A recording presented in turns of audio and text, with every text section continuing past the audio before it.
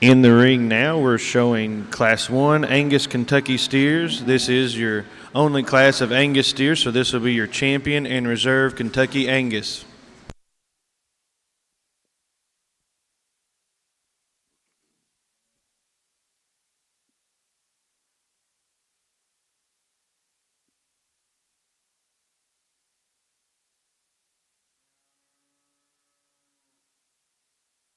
Yep, you can just go ahead and pull up just a little bit.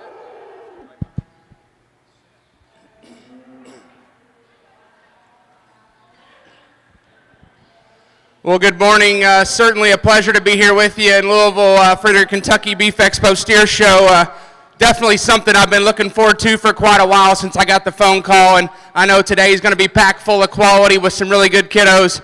So I know it's going to be a fun day, and we're going to try to be efficient but do a very thorough job as we work through your cattle. But a great way to start off your steer show with a pair of Angus steers here, a high quality one the young man brings us that goes ahead and starts, attractive, good balance, square built type of calf that's really good on his feet and legs.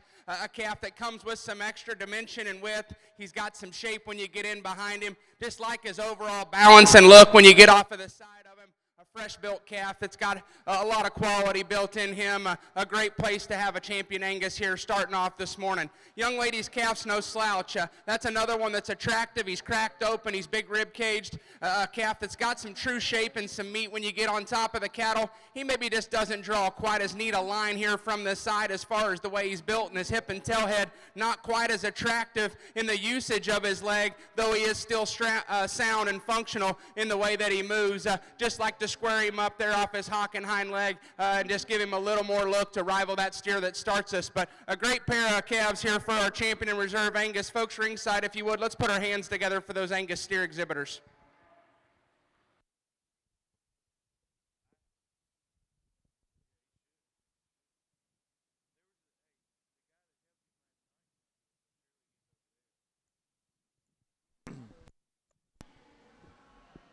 Placings in our Angus division of the Kentucky Steers. Champion Angus goes to Seth Chunglo. Reserve goes to Collins Tate.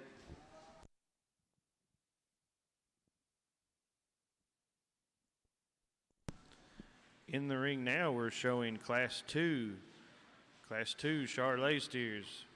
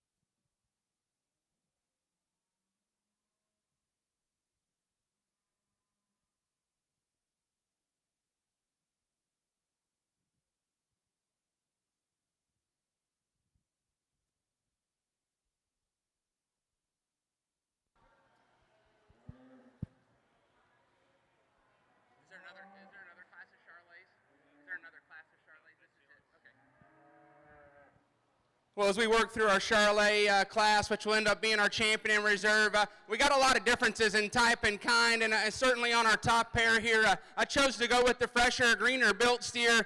Today's not a fat steer show, so we're going to project these cattle out just a little bit. And as far as my type and kind and build that I'm drawn to, the young lady's square built higher neck calf is the one we choose to start with. I think this calf is the most correct in terms of his structure and his feet and legs when we put the cattle in motion. People can say, hey, these steers don't have to be perfect structured. We're going to build them as close to perfect as we possibly can and still get the type and kind. I love the way this calf's neck sets high up out of the top side of his blade. He's an attractive built steer that's clean and fresh about his front end. I like how square and true he remains all the way to the back side of his hip. He's pulled apart and wide out of the back side of his pins, and you take the cattle to the ground, and he is the best structured, softest moving, most athletic calf in the class. Now, as he is bold and just opened up and cracked apart in his rib cage, as the silver steer that comes second? No, he's not. Silver steer wants to come with a shot more shoulder and chest. He's a little coarser and staler and plainer about his head carriage, but as much as anything, we put the cattle in motion. He's just a little inconsistent, not quite as authoritative the way he uses that rear leg when he gets out and goes, but he is a big-bodied, powerful steer that's going to be an easy feeding steer for this young man. Just got to get him to go a little truer off his rear skeleton there to be able to rival the green or yellow steer that we choose to start with. The steer that goes third is probably more like our calf that we chose to start with in terms of where he's at maturity and condition wise. I do like the way he's built up through his front 1/3. He's an attractive looking high tined calf. He's square built. He balances really nice from the side. Get in behind the cattle. He too has some power and some shape just in motion. Again, we've got to loosen him up, got to get him to take a longer, more freer stride for me today. I think as you put pounds on these cattle and you get them down the road, we got to start with some structure integrity here early on to be able to make that last. And I'm not saying the calf's unsound. We just got to free him up a shot there off his rear too. Same goes with the young man's burly silver steer we wind out with. That's a nice calf, young man, to wind out this class. He's bold built. He's opened up. He's got some power and some true shape. Just got to free him up on both ends of his skeleton. He's a little tight. Just doesn't want to take a full long stride for us off both ends. If we could change that about him, he'd certainly work up in this class because at the stand, that's a good built calf. Just got to free him up. Heck of a nice class of Charolais steers. Folks, ringside, if you would, let's put our hands together for those kiddos that are working hard.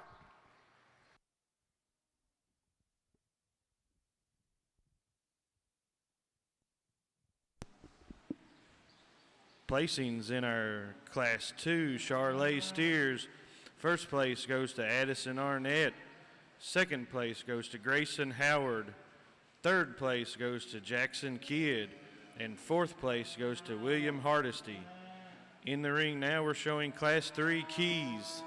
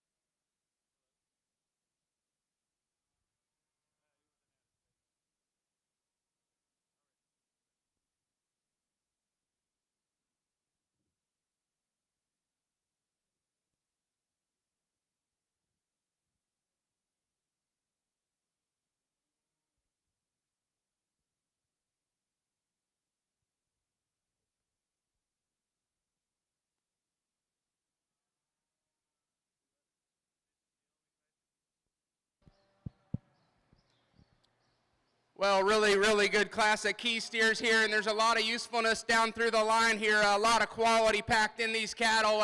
I think it's a pretty safe way to start here with the young lady's Baldy calf, and in terms of combining look and balance and structure and power, I think he does that fairly handily within this respective group. Boy, that thing is so cool looking and attractive up through his front end. The way that thing's set so high up out of the top side of his blade. When he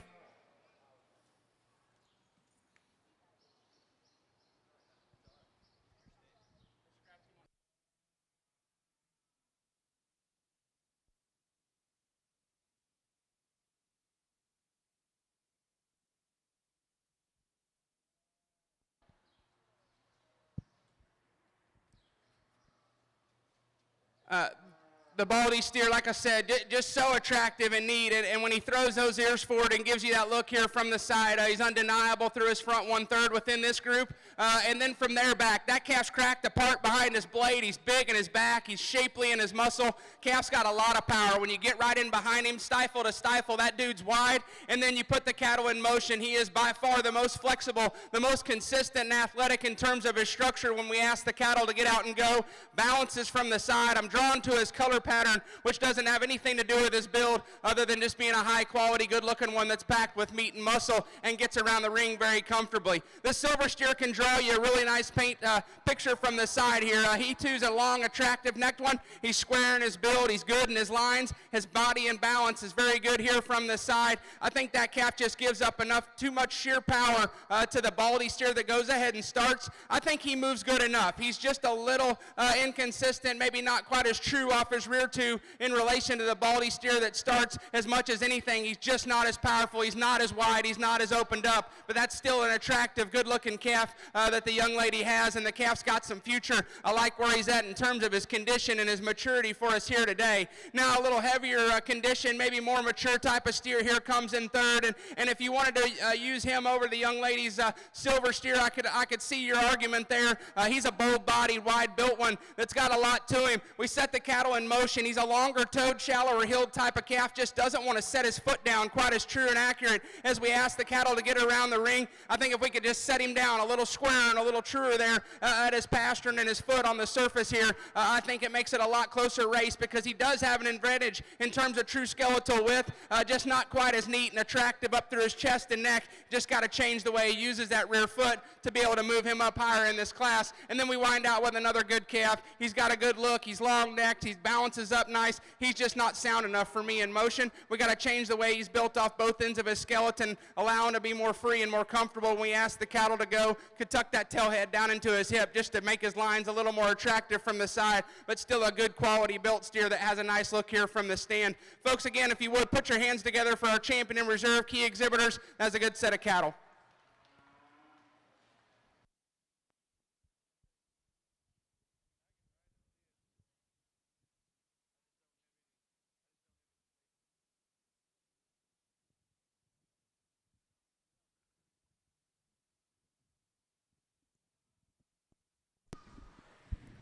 Placings in Class 3 Kentucky Key Steers. First place goes to Brooklyn Green. Second place to Addison Arnett. Third place to Bronx Holloway. And fourth place to Hadley Webb. In the ring now, we're showing Class 4 Galvey Steers. Class 4 Galvey.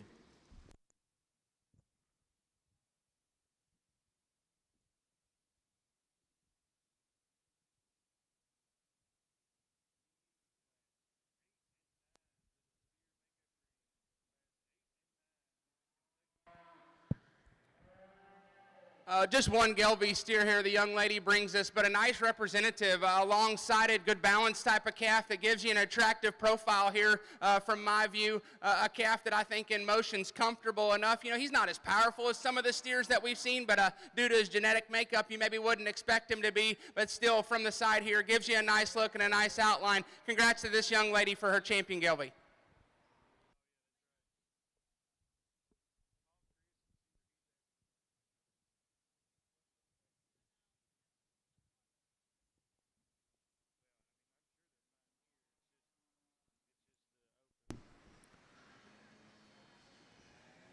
Congratulations to our champion Galvey steer. Goes to Callie DeRosset.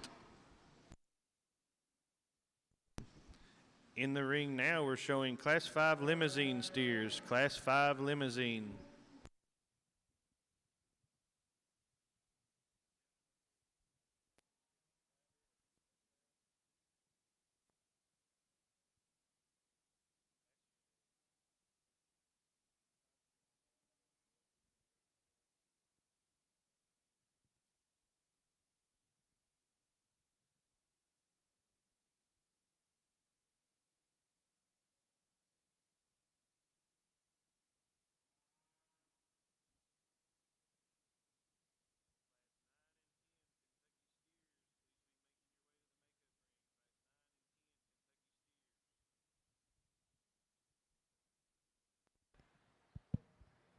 Just a single entry in our limousine show, but a high-quality single entry the young man brings us. This steer gives you a good look here from the side. He's maybe not wanting to just settle in and be quite as comfortable as maybe what would be ideal, but I think as time goes on here and a few more trips to the ring, that'll get better. He's a balanced-up calf. I like his shape. I like him in terms of the shape to his stifle there and the turn to his quarter. He's a calf that's got some true red meat and some muscle in him. Still gives you an attractive look. We could change the way he uses that rear leg and just make him a little squarer to the surface and squarer out of his hock compared to the ideal, but a heck of a single entry for this young man. Let's put our hands together for your champion limousine.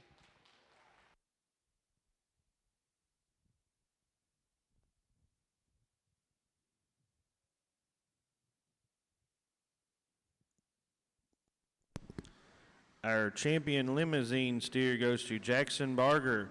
In the ring now, we're showing Class 6 Maines. Class 6 Maines.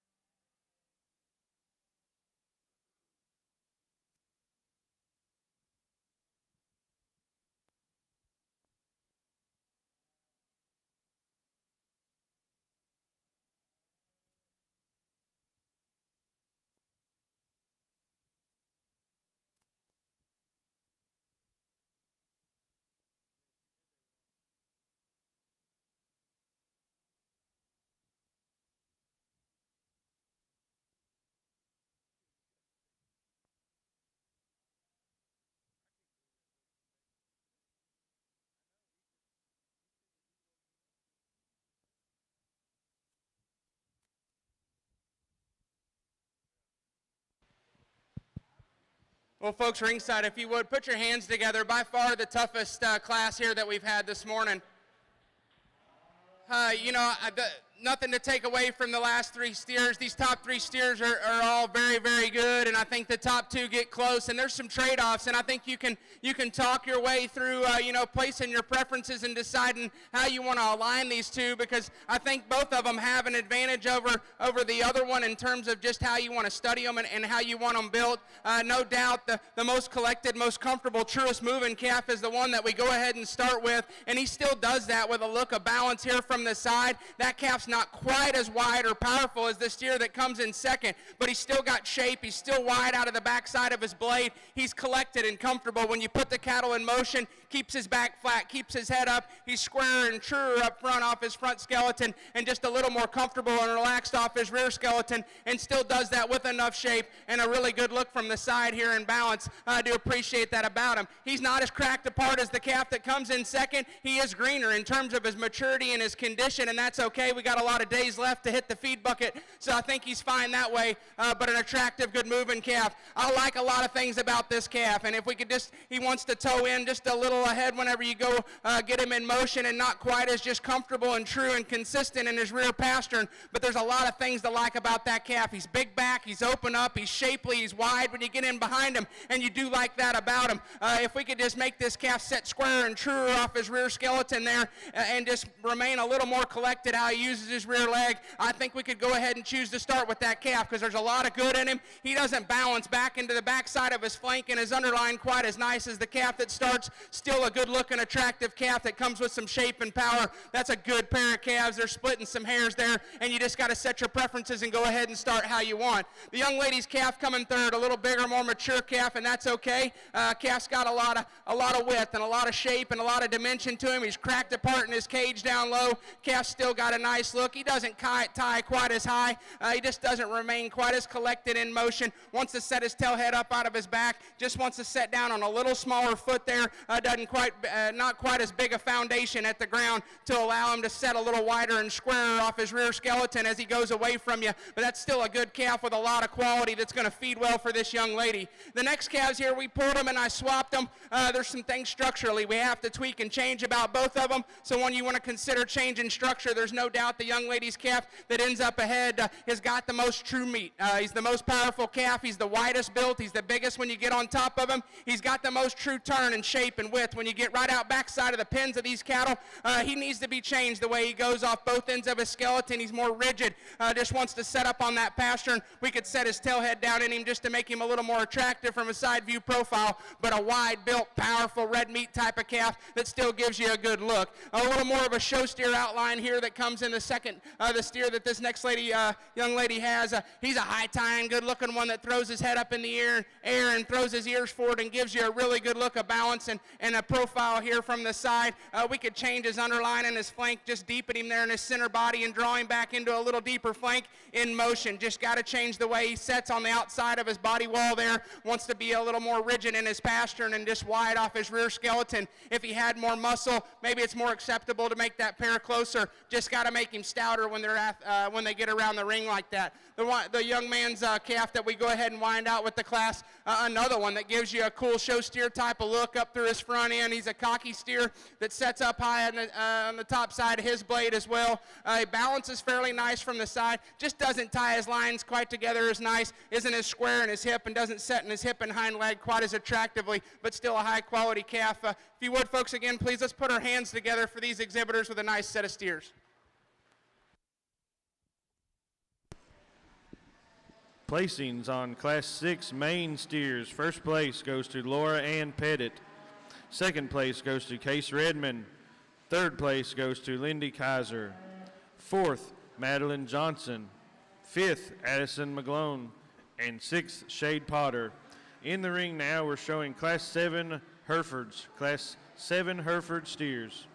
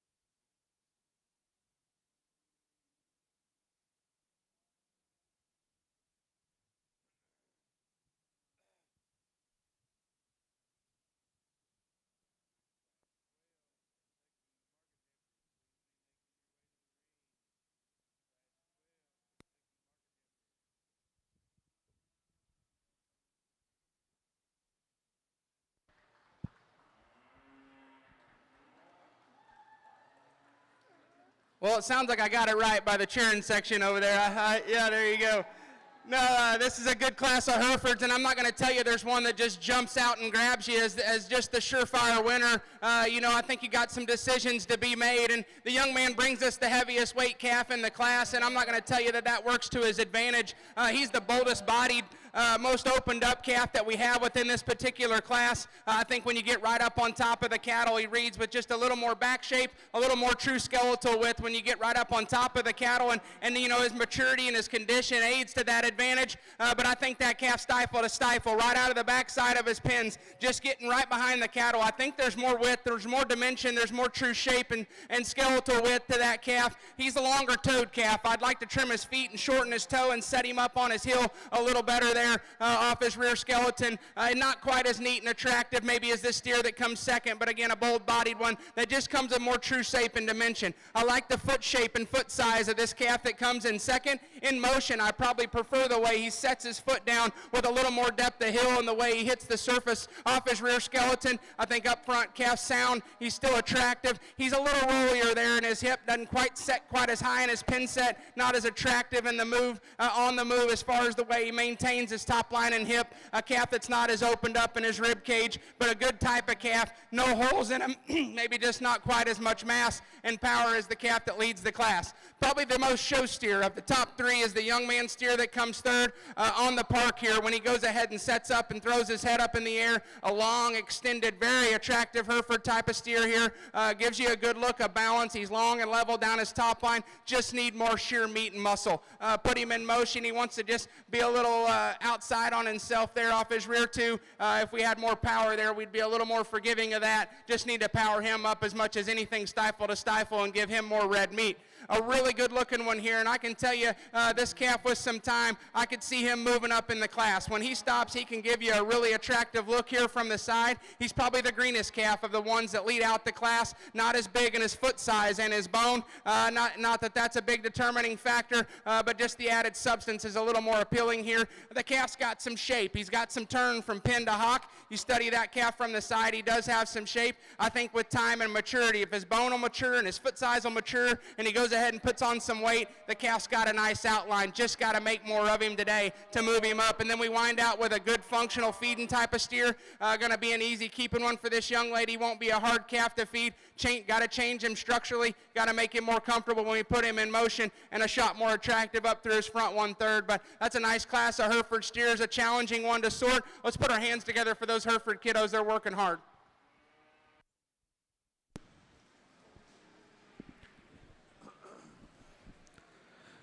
Placings on Class 7 Kentucky Hereford steers. First place goes to Levi Wolf. Second place goes to Tyler Young. Third place goes to Braylon Taylor. Fourth place goes to Will Beckley. And fifth place goes to Hannah Keith. In the ring now, we're showing Class 8 Red Angus. Class 8 Red Angus.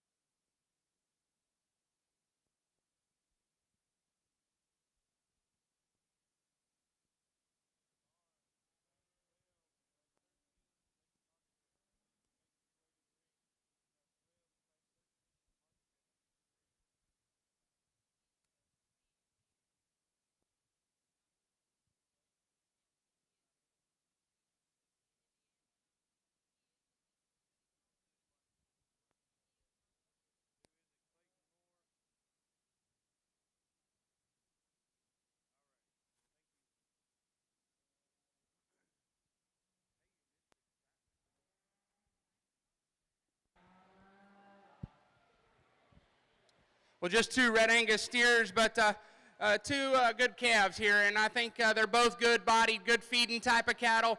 The young man steer we chose to start with has a significant advantage in terms of structure and foot shape and foot size. The cattle get in motion. He is the truest and most athletic in terms of both ends of his skeleton, the way he can set his foot and hock to the ground a little squarer and truer, and he does that with more true shape and dimension.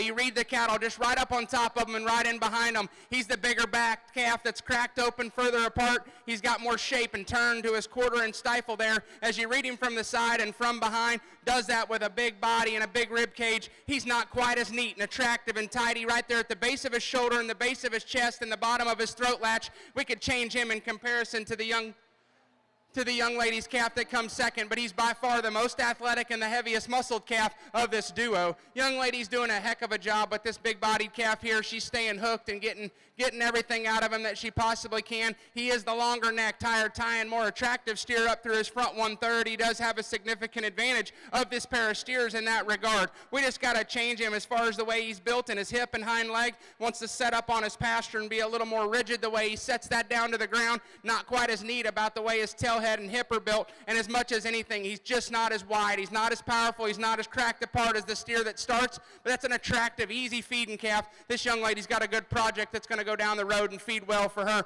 Let's put our hands together for those Red Angus kids.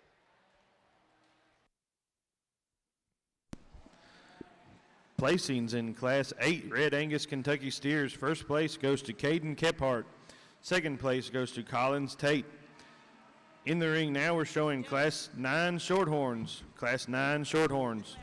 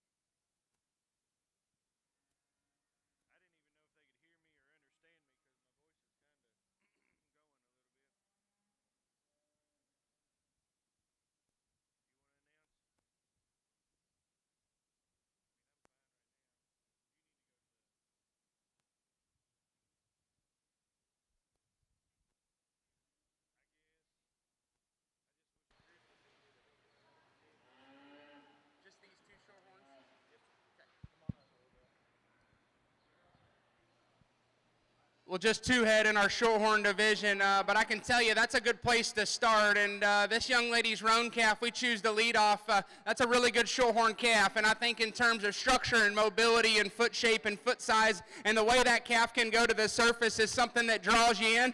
Get on top of him. That dude's packed with some sheer meat and muscle. He's wide from behind, stifle to stifle. That calf's wide. He's pulled apart. He's bold. He still gives you an attractive look. That's a high-quality Shorthorn steer for this young lady. He'll be fun to go down the road and feed as a very competitive breed steer as she goes on through that calf show career. Still a nice calf to go ahead and go second. Another easier feeding type of steer. When she stops and gets his head up, he can give you an attractive look here from the side. He's just not as powerful. He's not as bold. He's not as massive in motion. He's not quite as true and attractive about the way he uses that hock and hind leg. We could just change him there structurally, but as much as anything, got to power him up and give him more sheer shape when you get up on top of the cattle to rival a high quality class winner. Let's put our hands together for our champion and reserve Shorthorn exhibitors.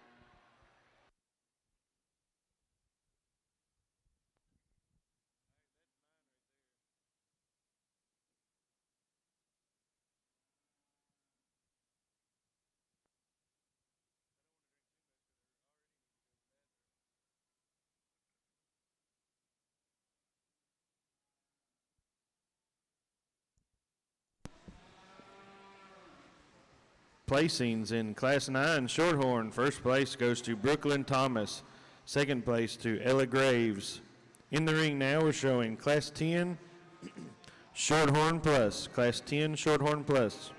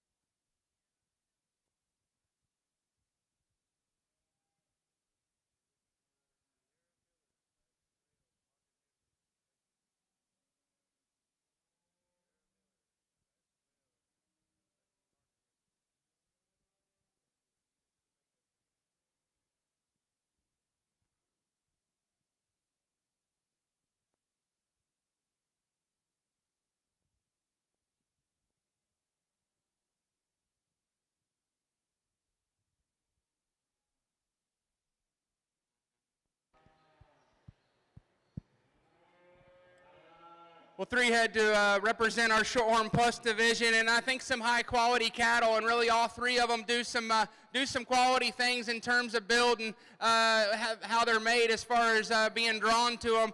No doubt the highest quality looking one here from the sides, the young man's black steer, a little higher presented type of steer, gives you a good look from the side. He balances up very well. His sheer advantage is muscle shape. You get on top of the cattle, right out of the back of his blade, he's pulled apart, he's wider and bigger down his back all the way to his loin. From right behind the cattle, he is the stoutest, the widest, the boldest, the most shapely in terms of his muscle. And then you get the cattle in motion. I would change the way this calf uses his rear leg. He's just not quite as authoritative the way he sets that rear foot down. Still comfortable enough, still structurally sound enough to go ahead and allow him to win the class with his significant muscle and balanced advantage from the side. But that's a nice calf that gives you a killer look from the side. Big-bodied, bold-made, easy feeding type of steer the young lady has. Not as attractive and tidy through the base of his chest up through his throat latch. A calf that still gives you an attractive look like that there. She gets his head up, gets his ears forward. He gives you a good look. Get right in behind the cattle. From hock to ground, or from pin to hock, he's just a little flatter in his shape. He doesn't come as wide. He's not as bold right there in his stifle, not as opened up in his lower quarter, not as big right down his back and out of the back side of his blade, but a good feeding, good sound structured calf. He does have a little advantage over the calf that wins in the way that he uses that rear leg and that foot when he sets it to the surface, but we got to stouten him up and just make him more attractive to rival that calf that goes ahead and wins the class.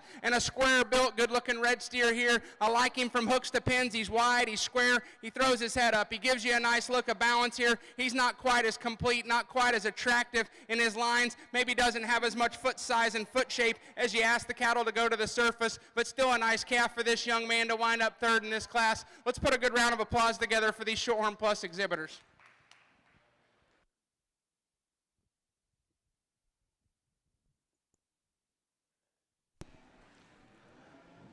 Placings on Class 10 Shorthorn Plus. First place goes to Cal Redmond. Second place, Elisa Skis. Third place, Reed Graves. In the ring now, we're showing Class 11 Kentucky Simmental steers. Class 11 Simmental.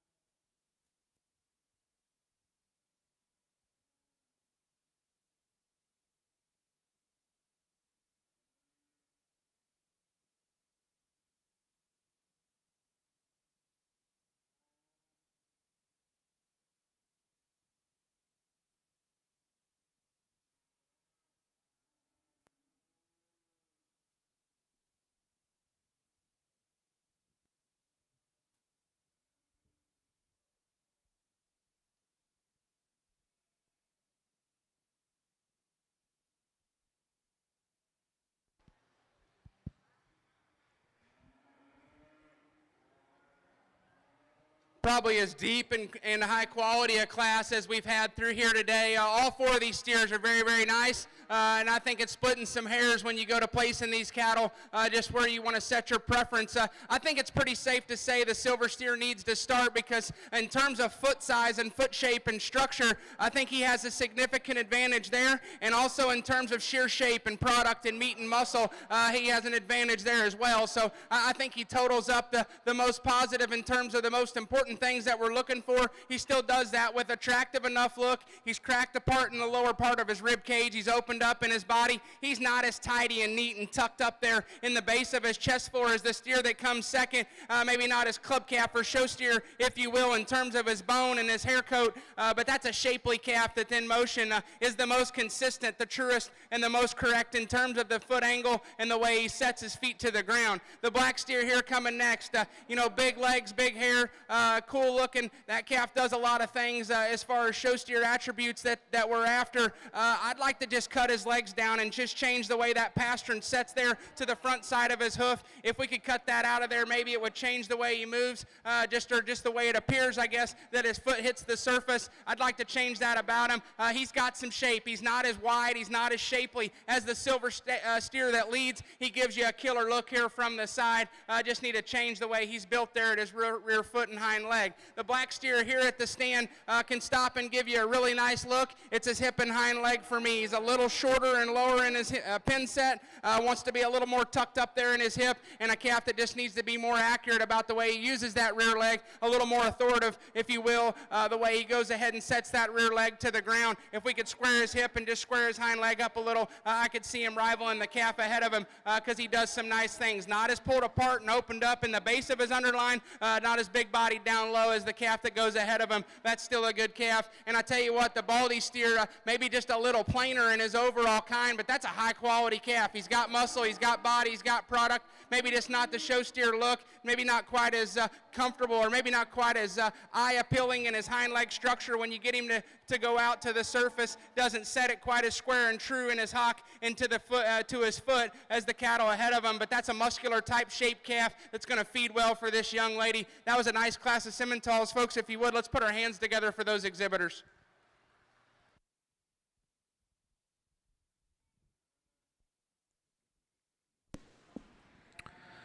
Placings in Class 11 Simmental Kentucky steers. First place goes to Bailey Miller. Second place goes to Mary Stith. Third place goes to Jackson Kidd. And fourth place to Caroline Maines. In the ring now, we're showing our first class of Kentucky Market Heifers.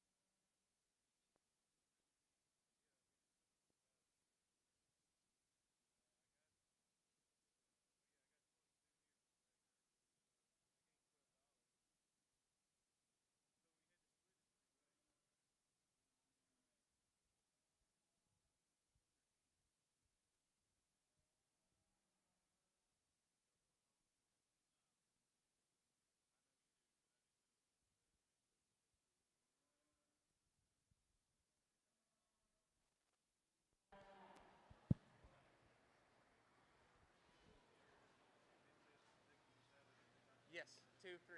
Yep. Yep.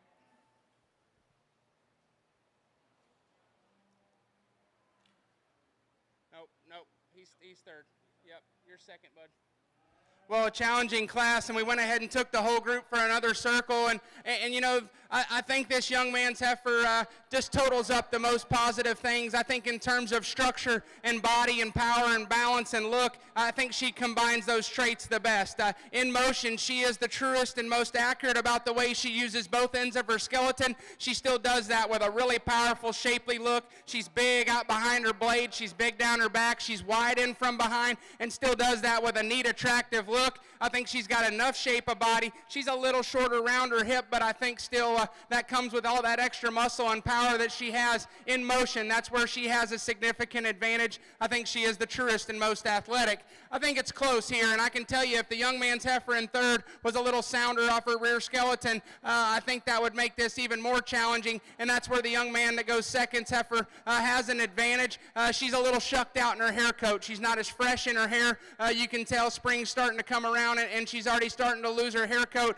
She's a bigger footed heifer that sets truer and squarer down to her hock and her rear foot. She's still wide. When you get up on top of her, she's got some power, she's got some width, she's attractive. She's not as big in her body shape and not as opened up in her lower cage, but a powerful made type of heifer. The young man's heifer, no doubt, she's got the advantage in terms of her hair coat.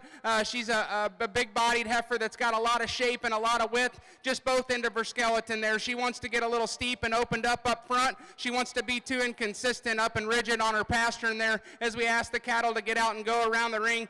Young man's doing a heck of a job with this project. She's got a lot of quality and a lot of good to her. Just got to change her structurally to be able to move her up over those other cattle and bring her in off her rear skeleton to be able to go up higher. But that's a lot of quality in that young man's heifer. The next heifer, another one that's stout and powerful and opened up. She stops and gives you a good look. She's just a little frailer in her foot size and her bone in relation to those cattle ahead of her. She's not quite as accurate off her rear skeleton. I'd like her just to reach and be a little freer going as we get the cattle in motion, but that's a high quality heifer with some shape and some power and some look from the side. Just got to make her bigger at the surface and just make her use that rear leg just a little squarer and truer as we ask the cattle to go. And then the black and white heifer, another one that's cracked apart. She's wide, she's bold, she's a little rounder in her overall makeup everywhere. Just got to change the way she's built in her hock and rear foot as she goes down to the chips and we put the cattle on the go. But that's a high quality class of market heifers. Some decisions to be made there up on the top end of this class. Let's put our hands together for those exhibitors, if you would, please.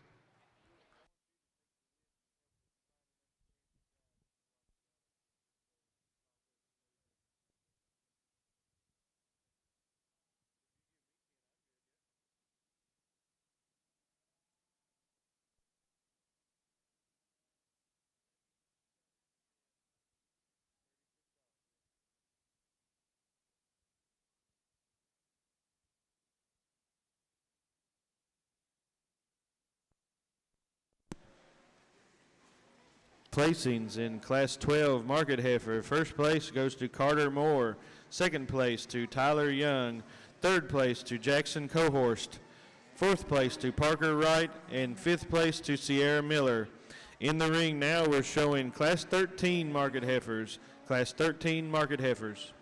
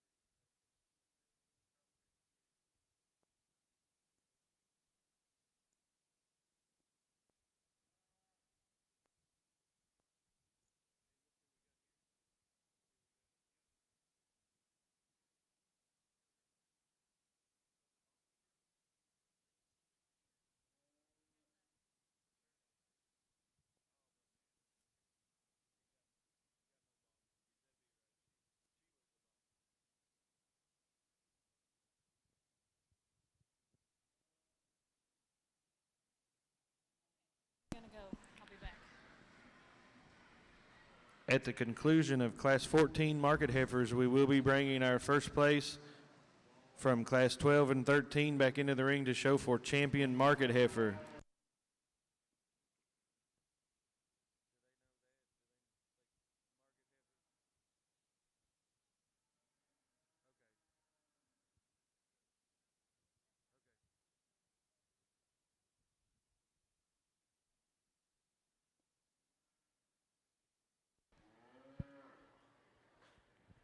Well, a nice class of market heifers here, and I think on our top end, this top pair's fairly close when they're at the stand. I think you put them in motion. That last circle we make, it goes ahead and sorts the pair. The young man's heifer we choose to start with starts at the surface. She's a bigger-footed cattle that's more open in her toe, more true and accurate the way she uses her rear foot and skeleton, and she does that with some width and some shape. She's cracked apart up high. She's big down her back. She's wide out of the back side of her pins, balances and gives you a very nice look from the side. Maybe not just as deep right there at her navel and the bottom part of her rib cage as the heifer that goes in second, but I think athletically she's got an advantage there and still does that with a lot of width and shape and power. Same goes true for this young man's heifer in terms of just width and shape and mass. She's a wide-bodied cattle, big-bodied, big-ribbed, opened up, in motion, just a little more timid and restricted off her rear two. If we could allow her just to take a little longer, more fluid step there off her rear skeleton and just reach a little better out of her front feet, I think that pair gets really, really close because I like her body, I like her mass, I like her width. Just got to free her up and allow her to go just a little more comfortably off both ends of her skeleton. And this heifer here probably holds the advantage in terms of length of stride and just overall reach off for both ends of her skeleton compared to the heifer that goes third. She's a long-strided, big-footed, big-bone cattle. She's just a little tied up there at her hock. I'd like to change her in her hip, and as much as anything, just her underlying balance from chest back to flank. Just need to drop her down and open her up in the base of her rib cage and drop her down in her body shape. This one here, man, she stops and gives you that look. She cocks her neck and head up and throws her ears forward. You got to like the way she's built up through her front end. Consequently, just a little steeper there through her shoulder and her knee. Not as comfortable off her rear two as we ask her to go around the ring, but another one that's got some width and got some power and got some look. Let's put our hands together for a nice class of market heifers.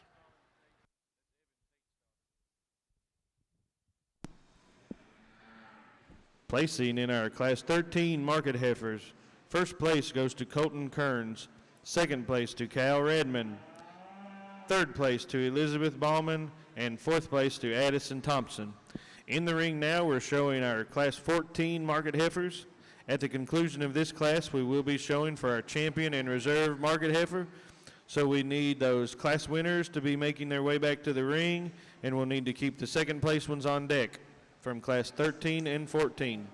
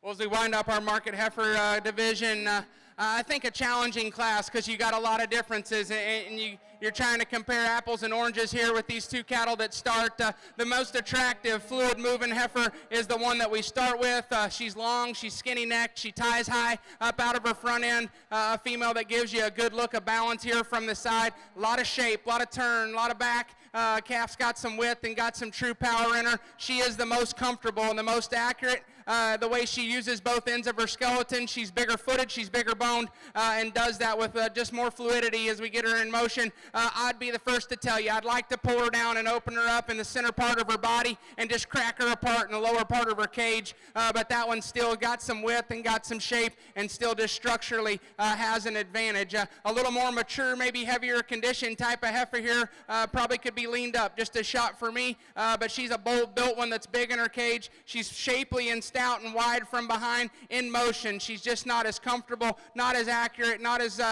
fluid in her movement as we get her to go, and just need to clean her up there through the base of her throat latch and her chest fore. Young lady does a good job getting this heifer handled for as big and stout as she is. The white heifer that comes out, another one that's got a lot of doability about her. She's an opened up rib cage one that's got some shape, got some power, got some dimension, maybe just doesn't tie it together in quite as attractive a package. Need to set her tail head down and square her pins up and just hook her up different there in her hip, and as much as anything in motion, need to change that hind leg, the set to her hock, and the way she sets her foot down to the chips when we put them in motion. But that's a powerful, beastly type of heifer to wind out our last class of market heifers.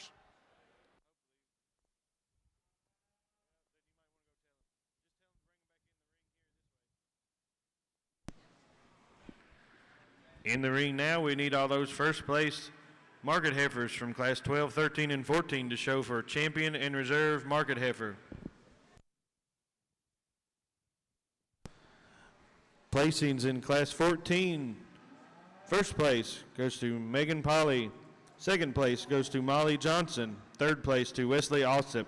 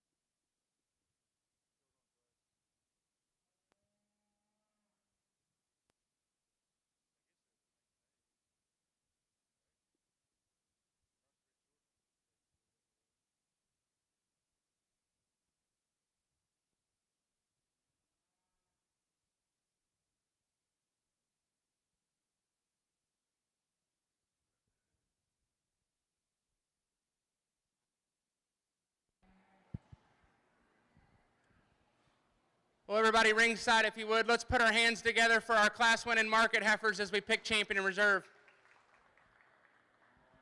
I think a good lineup. I think all three of these heifers were the ones within their respective classes that totaled up power and structure and look and build. I think they were the ones that just could get out and go better and still had that shape and power that we're after. Started with the young man's heifer. She's a little quicker in her pattern, maybe a little earlier maturing type, but I like that heifer. She's got some power. She's got some body. I think when you ask the cattle go out and get around the ring, I think she does it fairly well. You'll catch her every few steps wanting to set up on a pastern and maybe not setting that down quite as square and accurately, but I think she's still comfortable in terms of her structure. We just want to change her, lengthen her, and square her out of her hip if we could, and just long term, trying to read her maturity and her growth pattern is maybe where you can put a question mark on her, but she gives you a cool look, and she does that with some added power. That's a neat little heifer for that young man. The next one coming, I like this heifer's condition, her freshness, and her maturity where she comes to us today. Man, that thing is wide when you get in on top of her. She's big out the back of her blade, really wide and square out of the back of her hip, and offers a lot of shape. I think in motion, maybe as collected and comfortable as any that we have. I think she still balances in her underline from chest to flank as you read the cattle there through the base of her body. I think a heifer that just totals up a lot of quality traits here and still does it comfortably and athletically. Maybe she doesn't set her neck quite as long and high out of the top side of her shoulder as maybe the heifers on either side of her, but still gives gives you an attractive look here from the side view. And the young lady's heifer out of our third class, another one, stout, powerful, wide-built, bold-bodied, or bold in terms of her back shape. I guess her body is where we'd like to change her and just drop her at the base of her body, open her up in her lower rib cage, and just give her more true shape and rib shape, feedability maybe, if you will. But I think structurally still gets around the ring comfortably and gives you a nice look here from the side. So I think it's challenging. We'll pick you a champion and bring your second place in. If you would, give them one more big hand and we'll go get you a champion.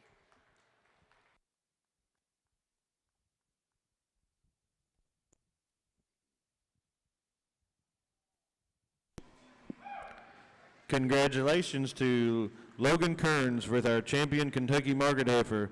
Coming in the ring now, we need Cal Redmond to select for reserve Market Heifer.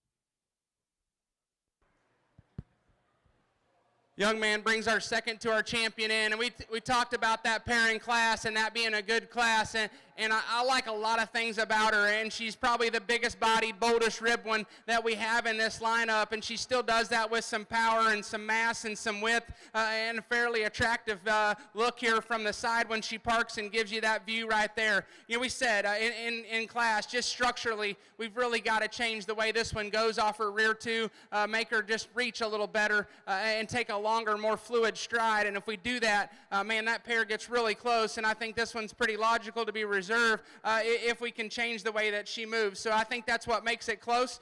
You know, you want to question just the rib shape in the body as this heifer goes along. If she'll feed and come on and open up, then I think she's got a bright future in her. And if the young man's heifer just keeps growing and stretching everywhere, I think there's a lot of quality in there. So I think some decisions to be made. I do think it's fairly close. I'm going to take one more look and we'll select you a reserve.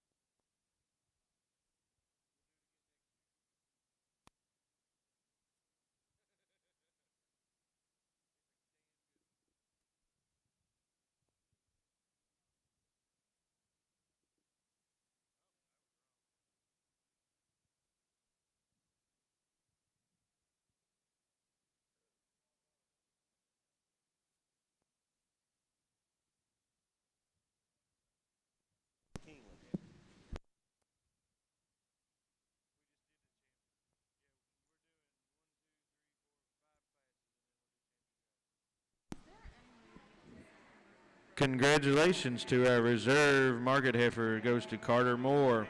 At this time, we're bringing in our first class of Crossbred steers, class 15.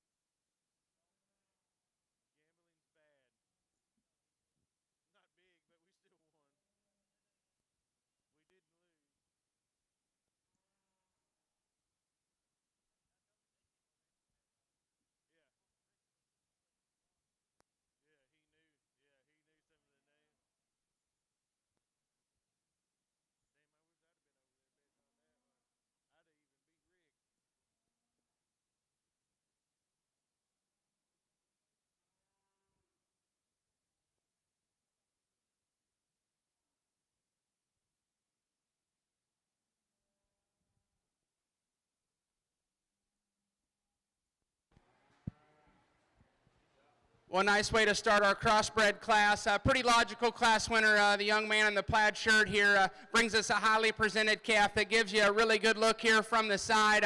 I just like his balance, his overall proportions. Everything fits together really nicely. The calf still gives you a good look in motion, no question. He is the most comfortable, the most athletic. As we ask the cattle to go around the ring, the view he gives you from right here is what draws you in. I'll be the first to tell you, he's not as shapely, he's not as bold and as muscle shape as the calf that comes in second, but it's just his overall combination of balance and structure and look with enough muscle. He's not narrow, he's not void of it, he just doesn't have as much as the calf in second, but it is his structure and his balance. You'll catch him set a pastern up on these rougher wood chips here every once in a while.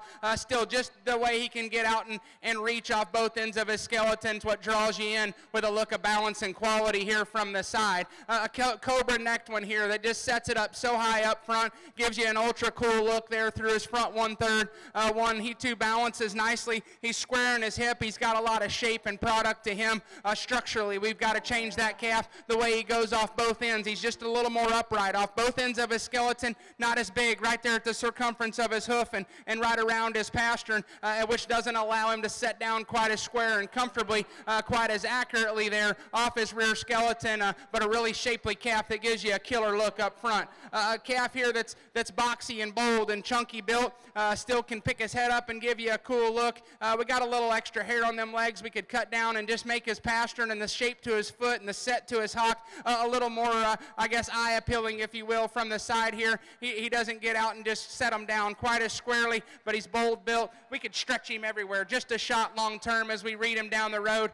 Calf's got a lot of product and a lot of rib shape and still gives you a good look. A greener calf in his condition, I think time's going to be his best friend. As we go home and pour the corn to this guy and put some fat on him, I think it's going to help where you'd want to change him today. Just need to open him up in the base of his body and his flank there and just give him a little more true width as he goes away from you, but still an attractive calf for this young man. Nice way to start our crossbred show.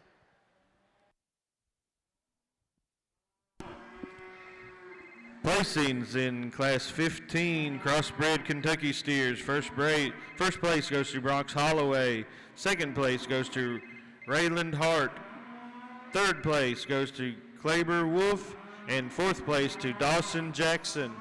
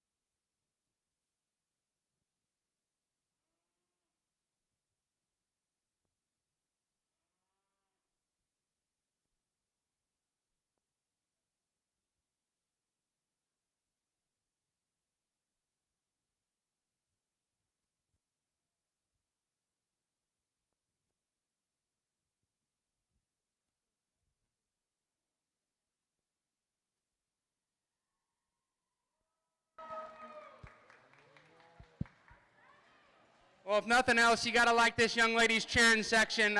I appreciate that. Everybody's got to root on their favorites, so that makes this a lot of fun. You know, I'm going to tell you, there's maybe not one in here that just sticks out and punches you in the mouth and says, hey, I got to win the class. But the longer you study them, the more the cattle are out here. Though this calf maybe doesn't have the hair coat and isn't presented maybe quite as highly as the calf that comes in second, I think overall basic build and fundamentals of the cattle is where this calf needs to go ahead and win.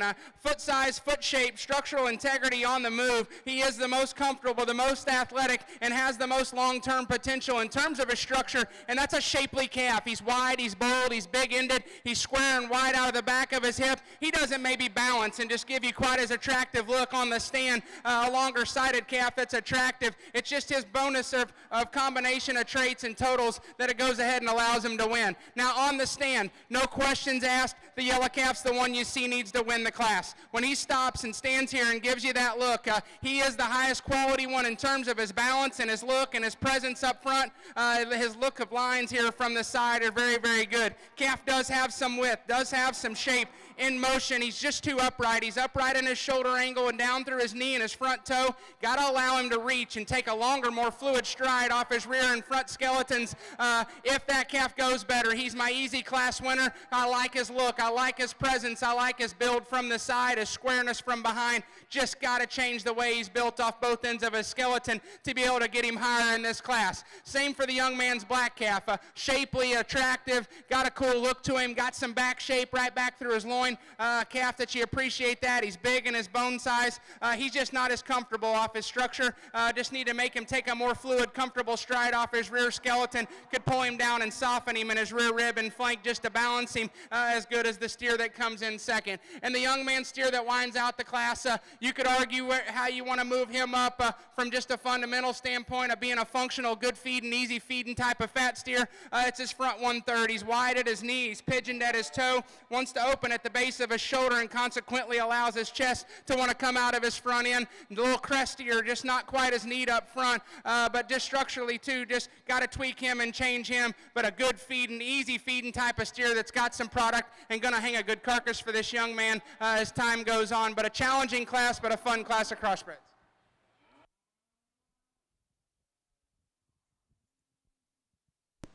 Now ready for Class 17X into the show ring. Our placings on 16X. First place went to Sadie Joe Brown.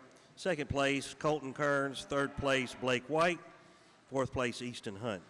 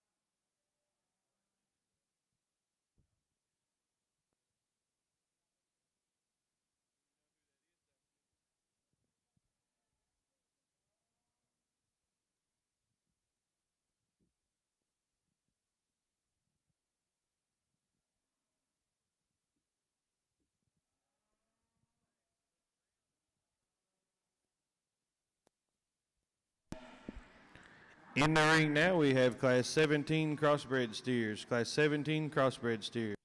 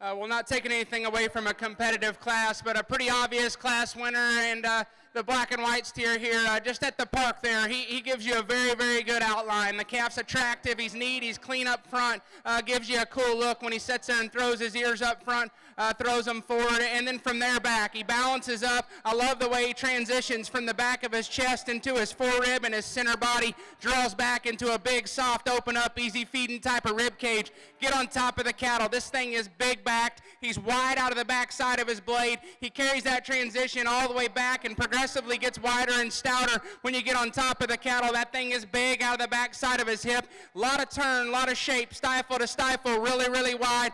Big-legged calf. I'll tell you, in motion, he every once in a while just wants to get a little awkward the way he sets his pastern down. And for a high-quality, high-presented one, that's getting pretty critical within this particular class. But if we're going to say where we could change him, that's where we would change him. But that is a dang good calf, and there's a lot of mass and beef and product in a high quality attractive looking type of steer. The gold calf maybe just doesn't just draw quite as pretty a picture here from the side, but he's still a functional, complete type of calf. He's big in his foot size. He's functional in terms of his structure. He's still got some power and mass.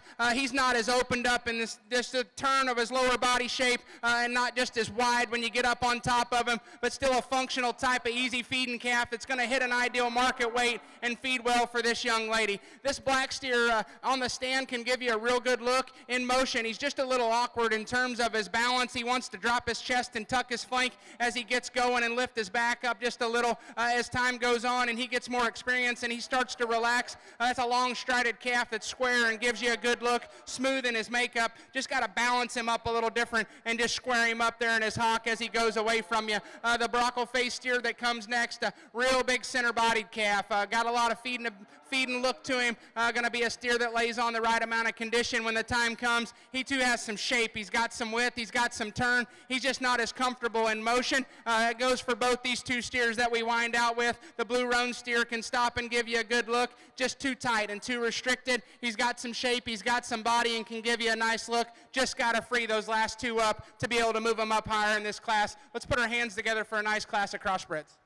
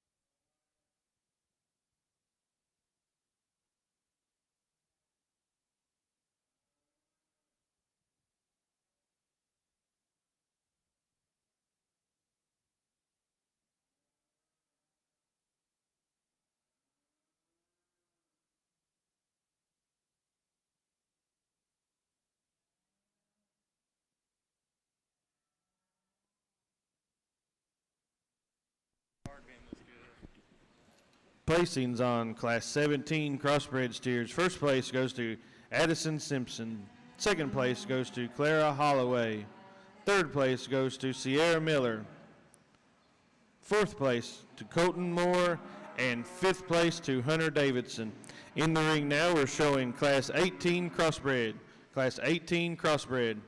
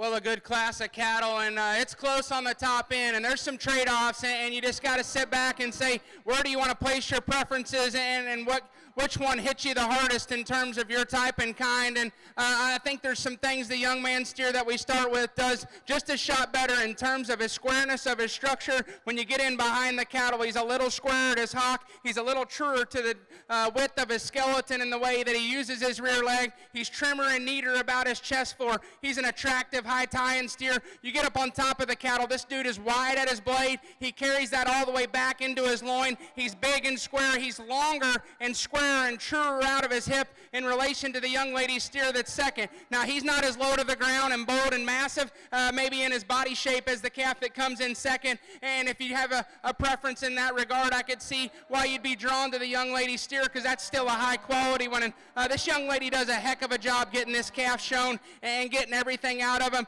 He gives you a good look here from the side. Like we talked, bold, easy feeding, fat steer type of body shape in him. Got some turn and some shape. He doesn't lack muscle. It's not a muscle race between the two cattle. I think in terms of his structure, he's a shallower hilled, longer toed type of calf that doesn't set down as accurately off his rear two, wants to set a little wide at his hock and roll on the back side of his hoof wall there as we get the cattle to go away from you. Not as trim and neat and high tying. Just want to lengthen him and square him out of the back of his hip. Don't mean to be too critical. I don't want to beat the cattle up too bad. That's a high quality calf. Just trying to give you exactly the way I see it and tell you why that tight placing goes the way that I saw it. The young lady's gray steer, a good feeding type of steer. He's got some performance. He's got some growth.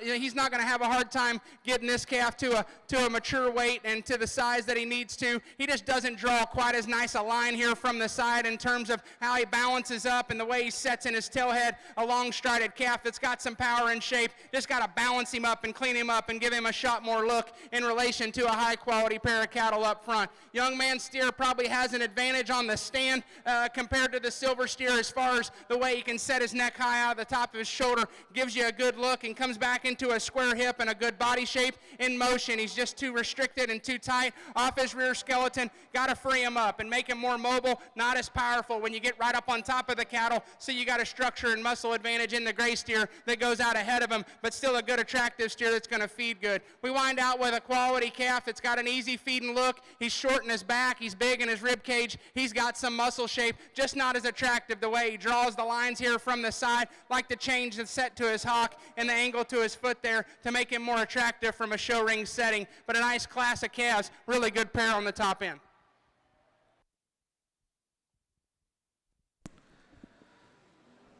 Placings in our Class 18 Crossbred steers. First place to Lucas Bays. Second, Bristol Holloway. Third, Oliver Gripsover. Fourth, Aiden Cozy. And fifth, Trey McGlone.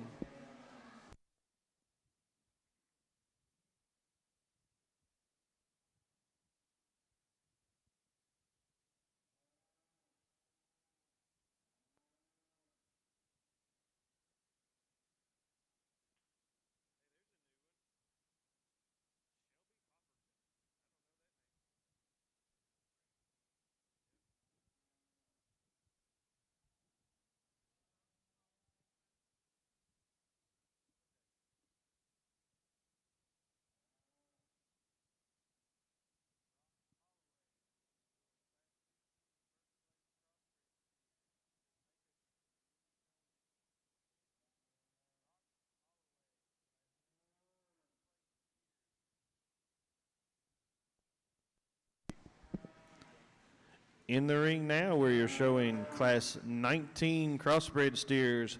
At the conclusion of this class, we will be showing for our champion and reserve Kentucky Crossbred steers. We need all those Class 15, 16, 17, and 18 first place to the makeup ring.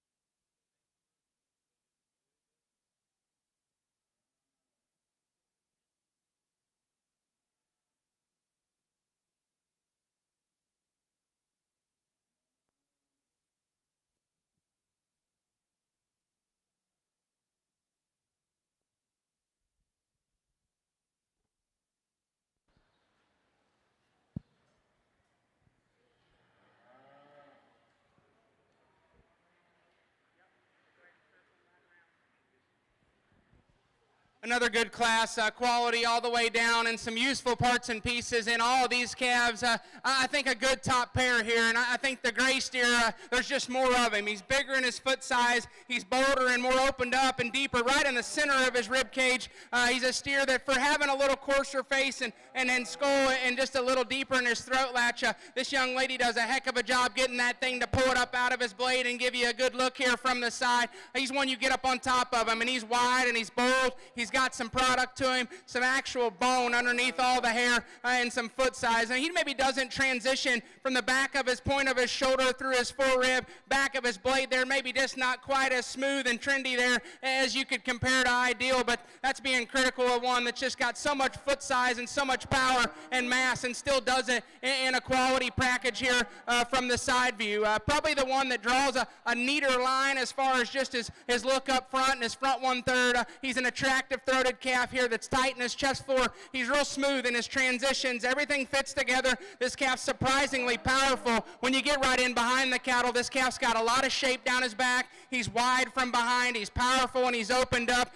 He's not as big in his foot size. He's not as opened up in his rib cage. If you're drawn to his look and maybe just his smoother pattern, I could see you making that pair pretty close because he's a long strided calf that gets out and goes well, just not as opened up and not as massive and powerful in his overall substance and build as the gray calf that goes out. But that's a good pair of calves and a lot of quality in them.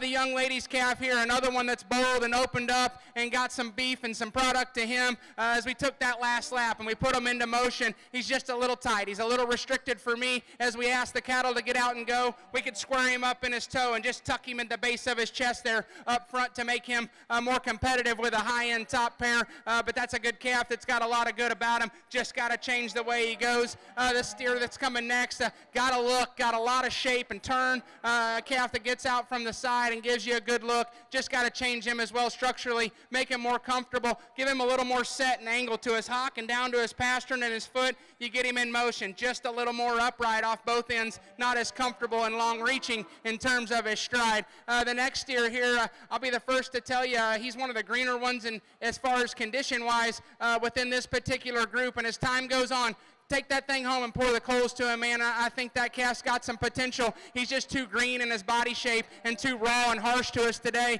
but he takes a long stride and he's got some width. If that calf goes home and puts on some fat and feeds well for this young man, he'll move up in this particular class as time goes on. And a little more basic type of calf that we wind out with, really big centered, really easy feeding, gonna get to a market weight and hang a nice carcass for this young man. He just doesn't have those show ring aesthetics in terms of his bone and his hip and his neck and his look. Just doesn't balance and give you quite as nice look here from the side, but no doubt an easy feeding, low maintenance calf for this young man that'll be a nice fat steer down the road.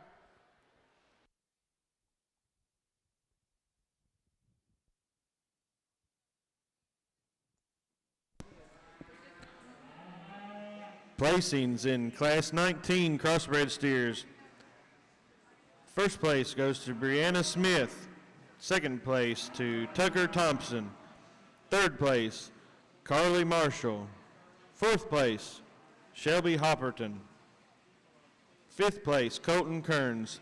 And sixth place, Henry Swan. In the ring now, we have all our class winners from our Crossbred division to show for Champion Crossbred Kentucky Steer. At the conclusion of our Champion and Reserve Crossbred Steer Drive, we will be showing for our top 5 Kentucky market animals.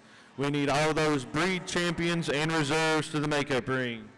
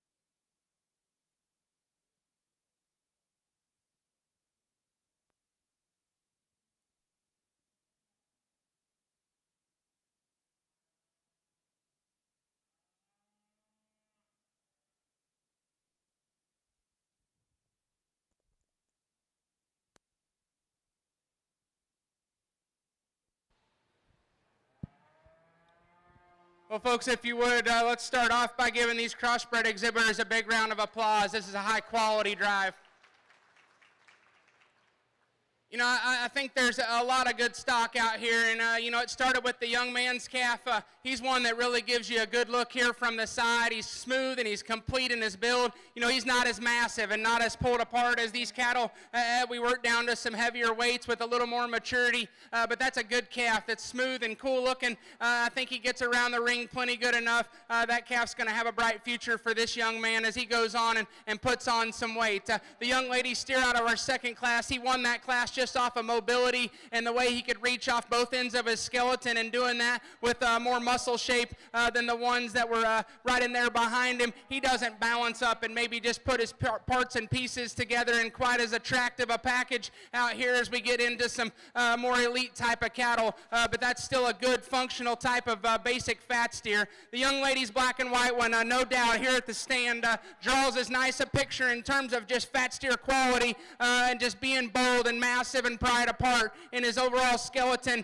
Still does that with a neat look up front. He's attractive. I'm drawn to his color pattern. Some people might not like it as much, but I do think it's cool the way he's painted up. It doesn't have anything to do with the way that his build hits me in terms of just being drawn to him, but that calf is so square and so pulled apart and so wide down his back, stifle to stifle, as wide as any. He's bold in his body shape. I like his length of body. I like the way he balances here from the side. On the stand, all his angles read correct and appropriate in terms of his angle of his shoulder and down into his knee, the set to his hock and the set to his foot and the shape of his foot all reads ideal. In motion, I think that's the only place you can kind of want to put a question mark on this guy, is just does he set his foot down as comfortably and square as compared to ideal. And I think as he relaxes and he sets them down square, I think he can go ahead and relax them and set them down. So when you get that view of him taking those few steps, he doesn't do it every time, but that's being ultra critical, and there's some quality in here, so I got to break him apart,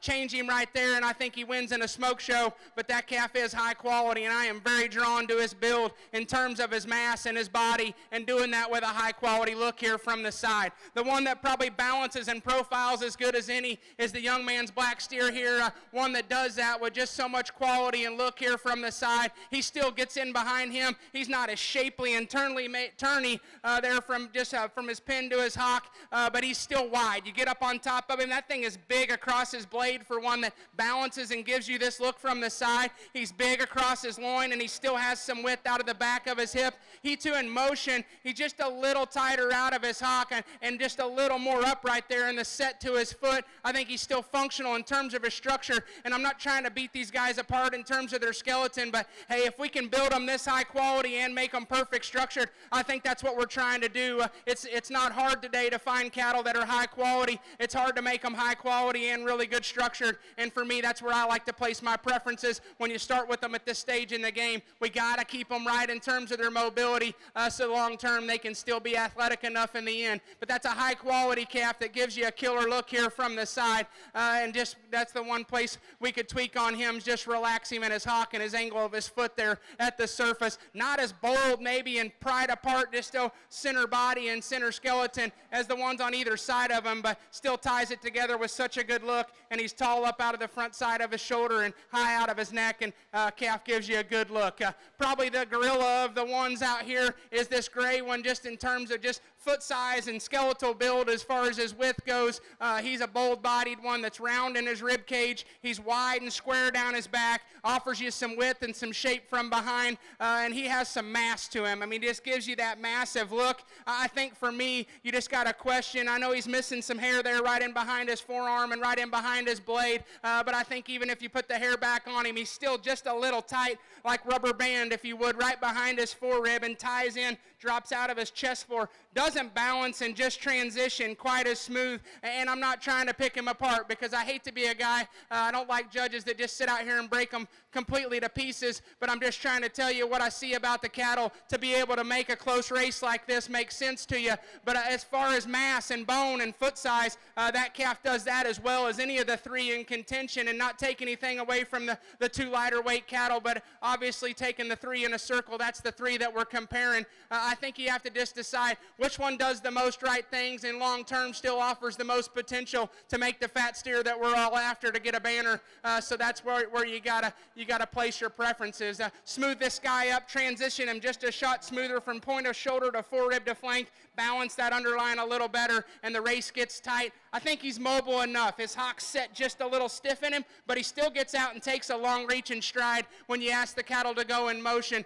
So I think it's close. I think there's a lot of quality out here. I'm going to take one more look. If you would, a high-quality division. They deserve a round of applause. Let's give it to them, and we'll get you a champion in reserve.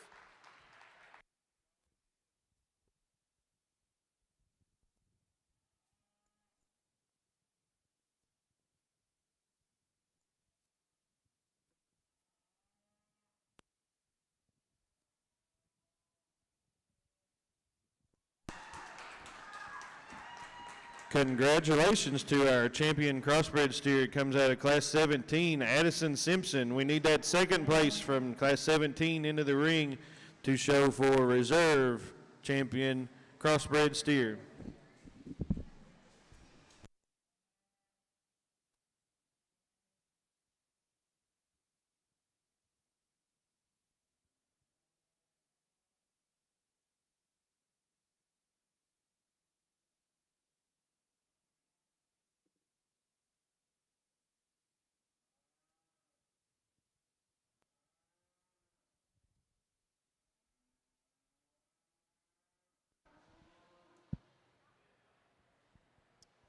Young lady brings our second place steer here, gold steer. He's a good type of calf. He's good in his structure. He's big in his foot size. Calf's got some shape and some true dimension to him, and he balances up fairly nice here from the side. He's maybe not just as bold and massive in his overall cage there in terms of outer rib shape and lower base of his body wall there as the steers that come in behind him. But that's a good basic kind of good feeding type of calf. As time goes on and he matures and opens up, that guy's got a bright future. She's doing a heck of a job staying with this big boy and getting everything out of him that she possibly can, and that means a lot to me. I always appreciate a young showman trying their hardest. For me, I think it does come down to these two steers, and they're really nothing alike. They're actually about polar opposites. There's just one that's just a little more drawn to me, a little more my speed in terms of overall build and look from the side here. But one more time, let's put our hands together for the exhibitors, and I'll get you a reserve.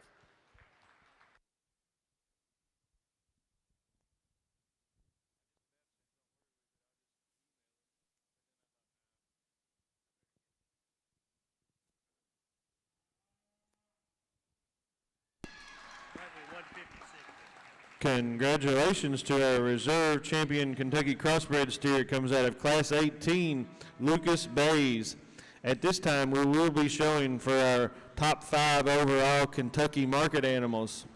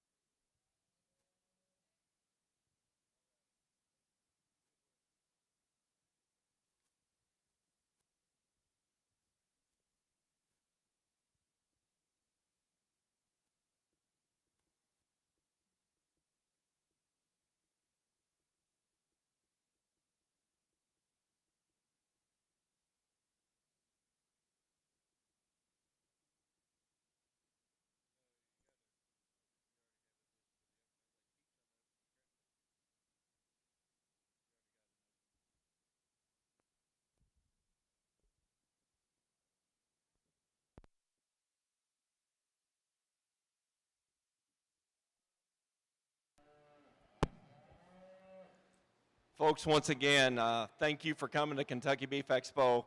It's that time of the show where we're fixing to pick our champions naturally just in the state of Kentucky, and I think as Kentuckians, you ought to be really proud and give these kids a big round of applause, and you parents, thank you for bringing them. Just like in your operations and getting a kid here and getting a calf here, we know the cost of it, and please realize the cost it takes to get this facility and to put on a show of this magnitude. It takes a village just like everybody has their own fitting crew, their truck driver, their trailers, all that. That's the same way here when we go to put this show on. We got to thank the Kentucky Farm Bureau and the sponsors around the ring. Without them, financially, this would be impossible. So please, anytime you get a chance, thank those sponsors, and thank you for coming. It is a very expensive facility, but also thank Kentucky Fair and Exposition Center. Where on earth can you come in basically the end of February, 1st of March, and plan whether it's cold, hot, or whatever, either to be in air conditioned or to be in a heated wash rack. So folks, give Kentucky Department of Agriculture, give Kentucky Farm Bureau and all the sponsors, all the kids that helped today, a big round of applause. With that, a couple words about your judge today. I know we didn't introduce him. That's Jared Arthur. He owns Lucky Strike Cattle Company. His wife's probably a lot more famous than him, and I don't blame her because she's really good looking, but she's the Commissioner of Agriculture in Oklahoma, so we're glad to have Blaine with us today also. When it comes to guys and getting to judge the show, you've heard me over the years if you've been here, it's very personal to me. I grew up in this program. I had a daughter in this program. I've not only showed in this ring, I've had a kid show in this ring, and hopefully someday I'm going to have a grandson showing in this ring. So it is personal. And when I ask guys to judge, I can promise you one thing. They're going to have done it.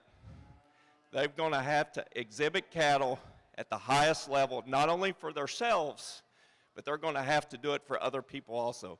This guy right here, folks, owns Lucky Strike Cattle Company. If you've opened a Show Circuit magazine or any type of Champion Drive magazine, you've seen Lucky Strike, you've seen the name Jared Arthur. This is a quality individual that not only has done it for his own family, but has helped several families across the country realize their dream of coming in here and getting slapped on the back. Winning's important. Let's keep winning in perspective. Winning to me was getting here today. Winning's not giving up. Winning is saying, if I get beat, I'll see you at the state fair. Okay? That's what it's all about. Let's accept where we're at. Let's take ownership of it. And let's give Jared Arthur a big round of applause for traveling from Oklahoma to be here. Well, Brent, appreciate the kind words. And, you know, I mentioned it last night in the Kentucky Heifer Show, which that was a lot of fun, and the quality was very, very high. And, you know, I said it last night, I enjoy looking at good cattle. No matter where I'm at or what I'm doing, if I get the chance to go look at a good one, that gets my blood pumping. It's what fuels me. It's what drives me. And I enjoy nothing more than high-quality cattle. It has been my passion for more of my life than it hasn't. And so I like good cattle. As much as anything, I like good people, and I like being involved with good people. Brent Toll is a good person. He puts his heart into this show. He'd mentioned a couple years ago, hey, I think I might have you come out and judge Kentucky Beef Expo, and that year it didn't happen to work out, and I mentioned it last night. I've got a sale actually going on in Lubbock, Texas. We're selling some slick shear cattle that we raised down there and having a bid off, and it was a tough call for me to make to leave my crew hanging down there and come to judge this show, but anytime I get to work with good cattle and good young people, I hate to even pass the opportunity. And I know this state has a lot of good cattle, and this show's always been very high on my radar. I've sent a calf out here before that we were fortunate enough to win the steer show after this one, but I never have got to come out here, and I looked forward to this for a long time. I knew the cattle would be very high quality, and I think it's a really cool deal that you guys let your Kentucky exhibitors get their own division here to represent the cattle that will be exhibited next summer here, or this summer at your state fair. And there's a lot of quality down through here. You guys should be proud of the quality that you have. The young people, the showmen, have been top notch. They make my job a lot easier when they exhibit these cattle the way that they have today, and that makes it fun. Like Brent said, my wife was fortunate enough to get to come with me. We don't get to travel together very often. We're usually going different directions, so that was a lot of fun for her to get to come with me. And got to have a nice steak dinner last night and get rested up for today. And I've looked forward to this, like I said, for a long time. I just really appreciate the opportunity that Brent and the crew have gave me to stand out here and give you my opinion. And hey, not everybody's going to agree, and that's okay. That's part of showing cattle. You like your own calf, and that ought to give you more fire to go home and work on them even harder, whether you win or you lost. And if you disagreed with me, hey, go home and prove me wrong. That's what I challenge you to do. Work your tail off and work together as a family and try to make your goal that you set come true. It's all about setting goals and trying to reach them. So I want to say thank you to the Kentucky Beef Expo crew and the Farm Bureau for putting it on. You guys, let's give this round of applause to the show crew for all the work they've done to get this to happen.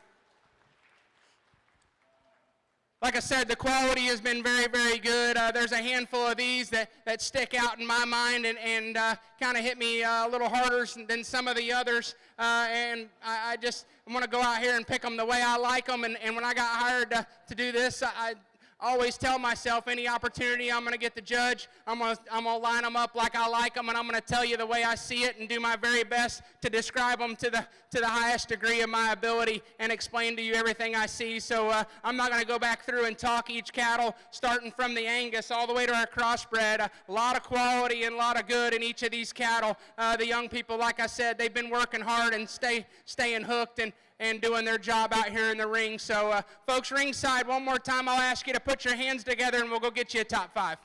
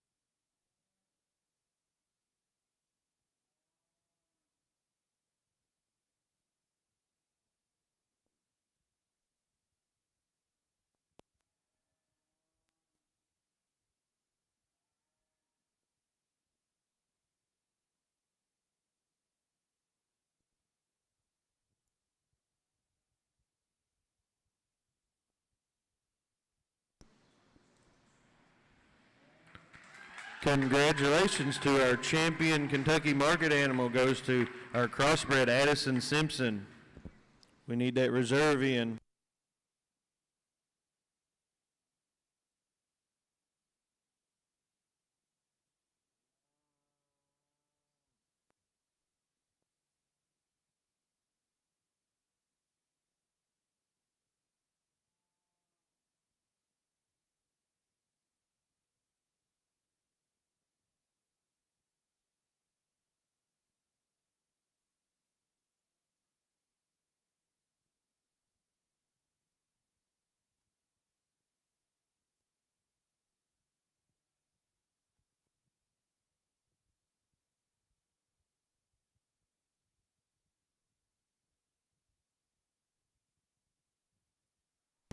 Our reserve champion Kentucky market animal goes to Brooklyn Green out of our key.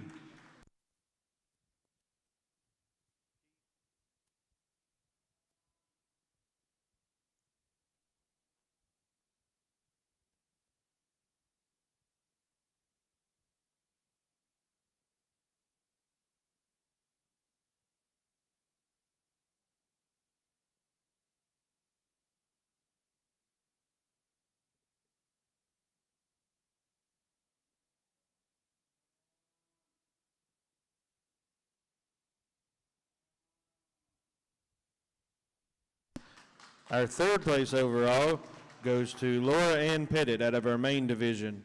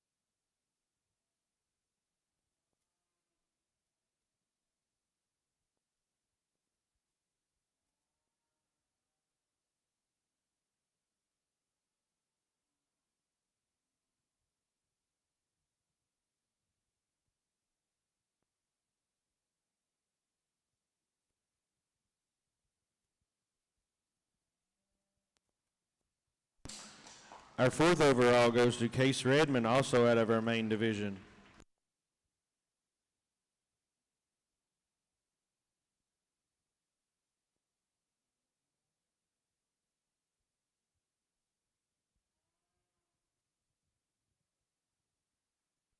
And our 5th overall goes to Lucas Bays out of our Crossbred.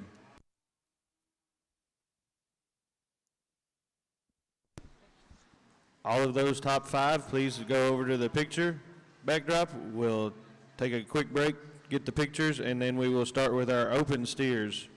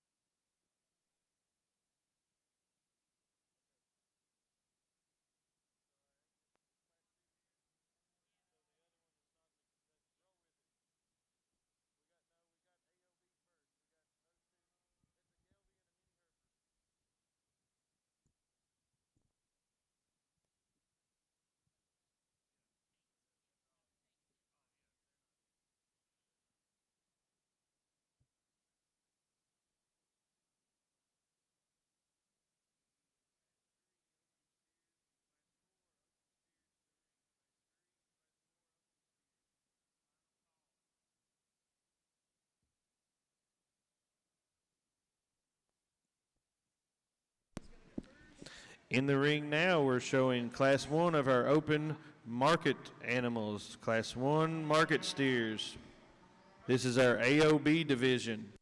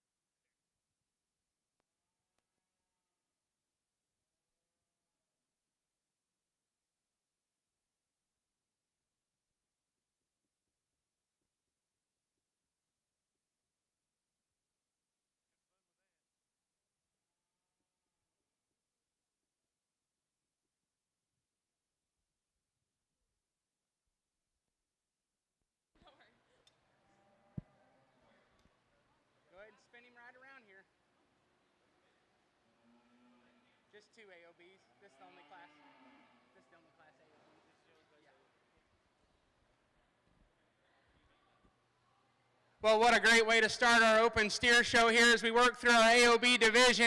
And, you know, like I said it in the heifer show in one particular class about comparing apples and oranges, and I don't think you could get more difference in type and kind and build and breed and all things considered than what these two cattle are. But I think when you step away from the cattle and you take in consideration the breed they represent and you just look at sheer quality and basic build, a skeleton and type and kind, I think the young man's calf takes it to a little higher degree. He's just a little neater about the way he's built out of his front 1/3, the way his angle of his shoulder lays in and the way his knee sets up front is more correct in comparison to our black steer. I think he remains truer and squarer down his back and does that with some shape, and you put the cattle in motion. He is truer and more accurate about the way he uses his hind leg as we go to the chips, does that with some body. My son showed him in Hereford when he first got started, and I think it's an incredible program for these young men. He said he was 4 and just getting going, and what a little project for him. That calf's going to be a lot of fun, and that's a high-quality mini Hereford that the young man brought us today, so congratulations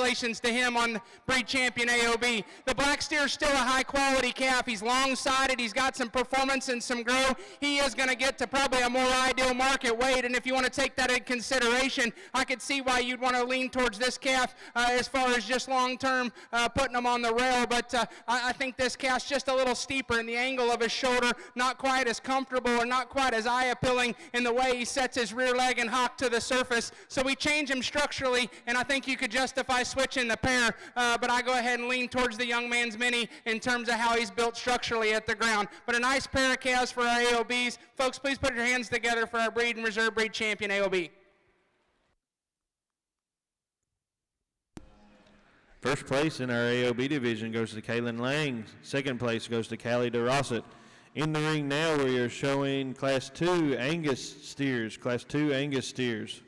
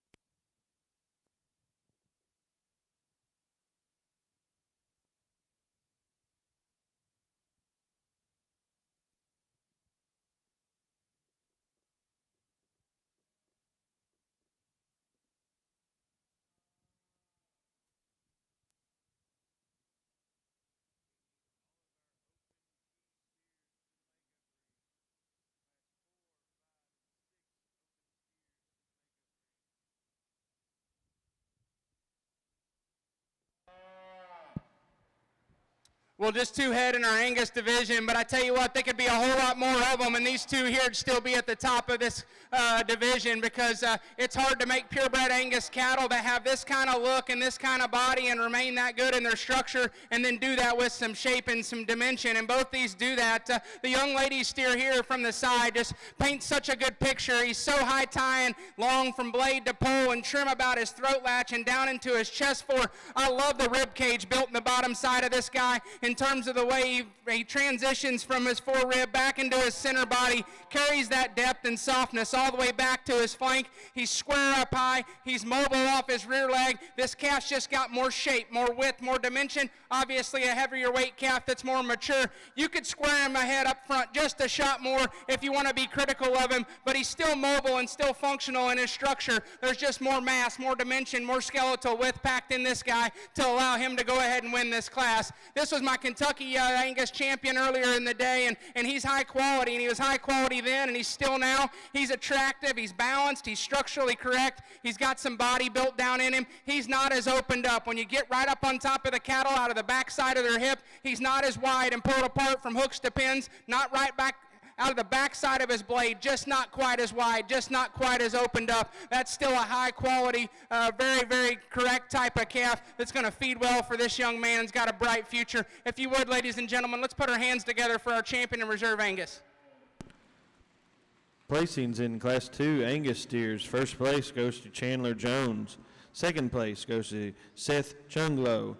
In the ring now is Class 3. This is our Charolais division.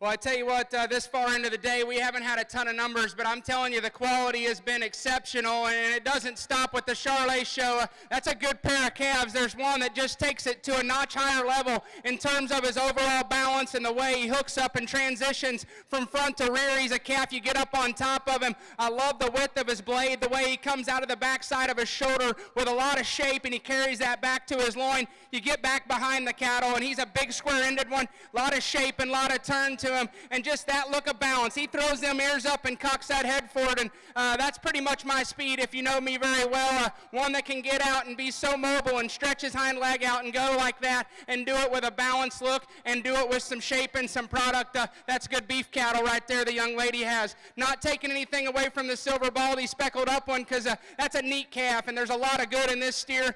He's an attractive, long, high tying one that can give you a good look. I think he's acceptable and good in terms of his structure and his shape to his feet. He's not as bold and massive and opened up as the cattle that lead out. He's not as big. Right in behind his chest floor there, and his forerib doesn't open up quite as big and down there to the lower part of his rib cage as much as the silver steer that leads. He's got some shape, he's got some product, just not as massive, not quite as balanced up here from the side view. But what a heck of a pair of cattle here for our Charolais division. If you would, put your hands together for those two exhibitors.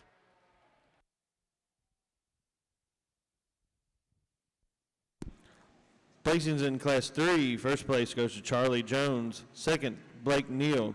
In the ring now, we're showing our first class of keys. This is Class 4, first class of keys.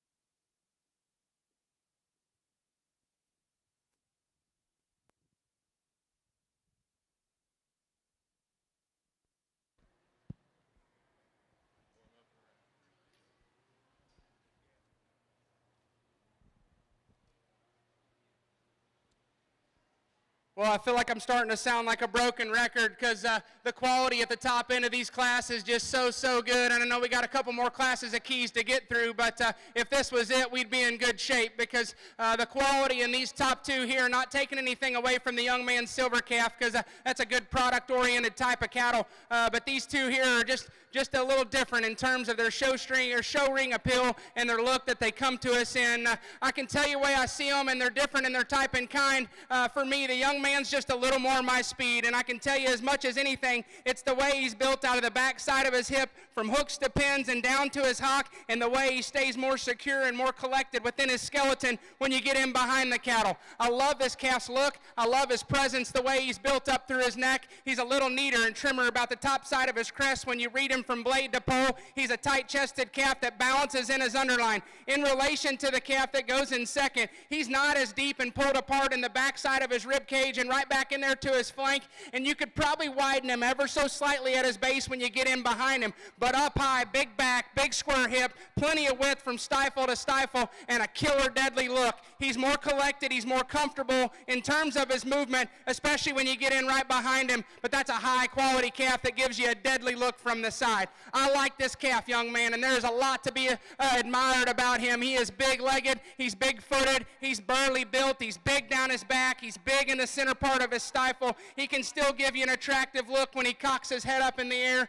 For me, as much as anything, he's a little shorter and quicker in his hip, and consequently it allows him to want to go ahead and get him outside of his body wall ever so slightly and pivot out of his hip when he goes away from you. If we could square him up and bring him back together from behind, there's a lot to be desired in that calf, because he is a burly, bold built one that can still give you a good look with the big legs and the right kind of set and angle to his feet and legs. Just got to collect him and bring him back together in terms of his width from behind, so we got to change that about him. But man, what a high quality pair of calves. Not taking nothing away from your calf, because that's a good feeding, good type of functional feeding fat steer for this young man. He's got some rib cage, some doability, some feedability in him. He's packed with some muscle and some shape, not as comfortable in motion, maybe just not as collected as far as his balance in motion as the two steers that go out ahead of him, but a really, really good class and a heck of a pair on the top end.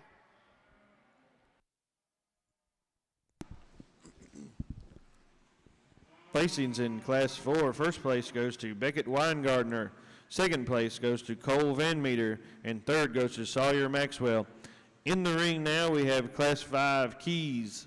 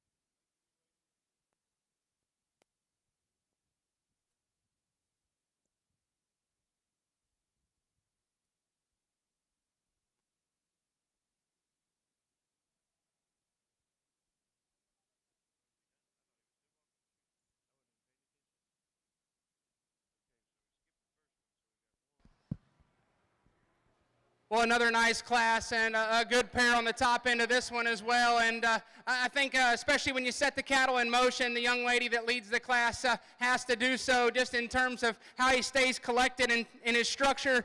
He's more collected within his skeleton when you get in behind him. And I think when you get up on top of the cattle and just look down their backs and read them in terms of their true shape, he is more opened up in his blade and remains wider and truer all the way back into his hip. He's squarer and wider about his pin set and offers more true shape. Gives you a really good look here from the side. I think he offers enough forerib and flank in terms of body shape and depth of body in relation to his chest fore. That's an attractive, good, long-strided calf that's got some extra shape and turn to his muscle. The young lady coming next, he's one at the park that can make you scratch your head a little on this pair. He can give you a really good look. When he's stopped, he balances up maybe just a shot better in his underline as far as his depth of body goes. He's a calf that gives you a really good look.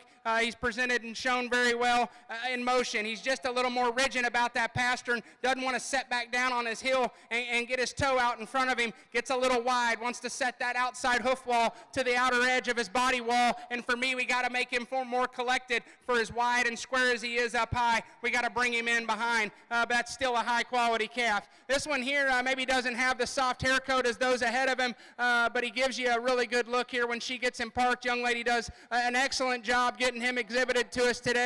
A calf that ties together a lot of look, a lot of balance, and he's soft in his body and has a nice look here from the side. Probably the most disappointing fact of this calf is he just doesn't have enough sheer shape of muscle. When you get right in on top of him and you compare him to them two ahead of him, he's a long-strided, good-moving calf. Just got to open him up and rip him apart down his back and widen him out to rival those two steers ahead of him, but that's a good set of cattle. The yellow steer here, I think we got some kind of injury on his left hind leg. He's favoring it. I don't know if we got a little foot rot or maybe slipped in the wash rack. I know those type of things can happen, but if we could change that about him and allow him to just be more comfortable out here today, I think that's a high-quality calf. He gives you a good look here from the side, balances well, and's got some shape. Just got to make him more correct there, the way he goes off his rear too, to be more competitive today within this particular class. And we wind out with another high-quality calf that's got some look, got some body, just not as massive, not as powerful. Like to change him in his hip and hind leg, the way that all hooks up when you get him in motion and get him to going around the ring. But a nice class of cattle, another good pair on the top end.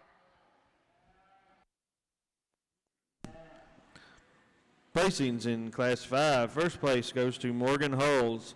Second, Laney Thompson. Third, Lane Swindell. Fourth, Lux Gordon. And fifth, Cameron Gregory. In the ring now we have Class 6 keys. This is our final class of keys. At the conclusion of this class, we will be showing for champion and reserve key.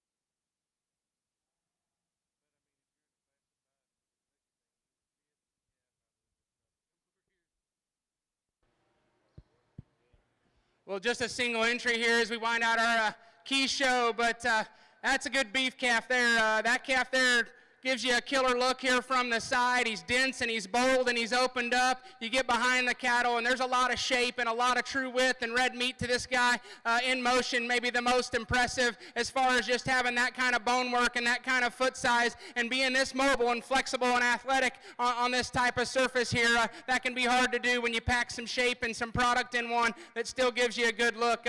High quality individual here is a single entry. First place, Class 6, goes to Anna Sikafus. At this time, we are showing for our champion and reserve key.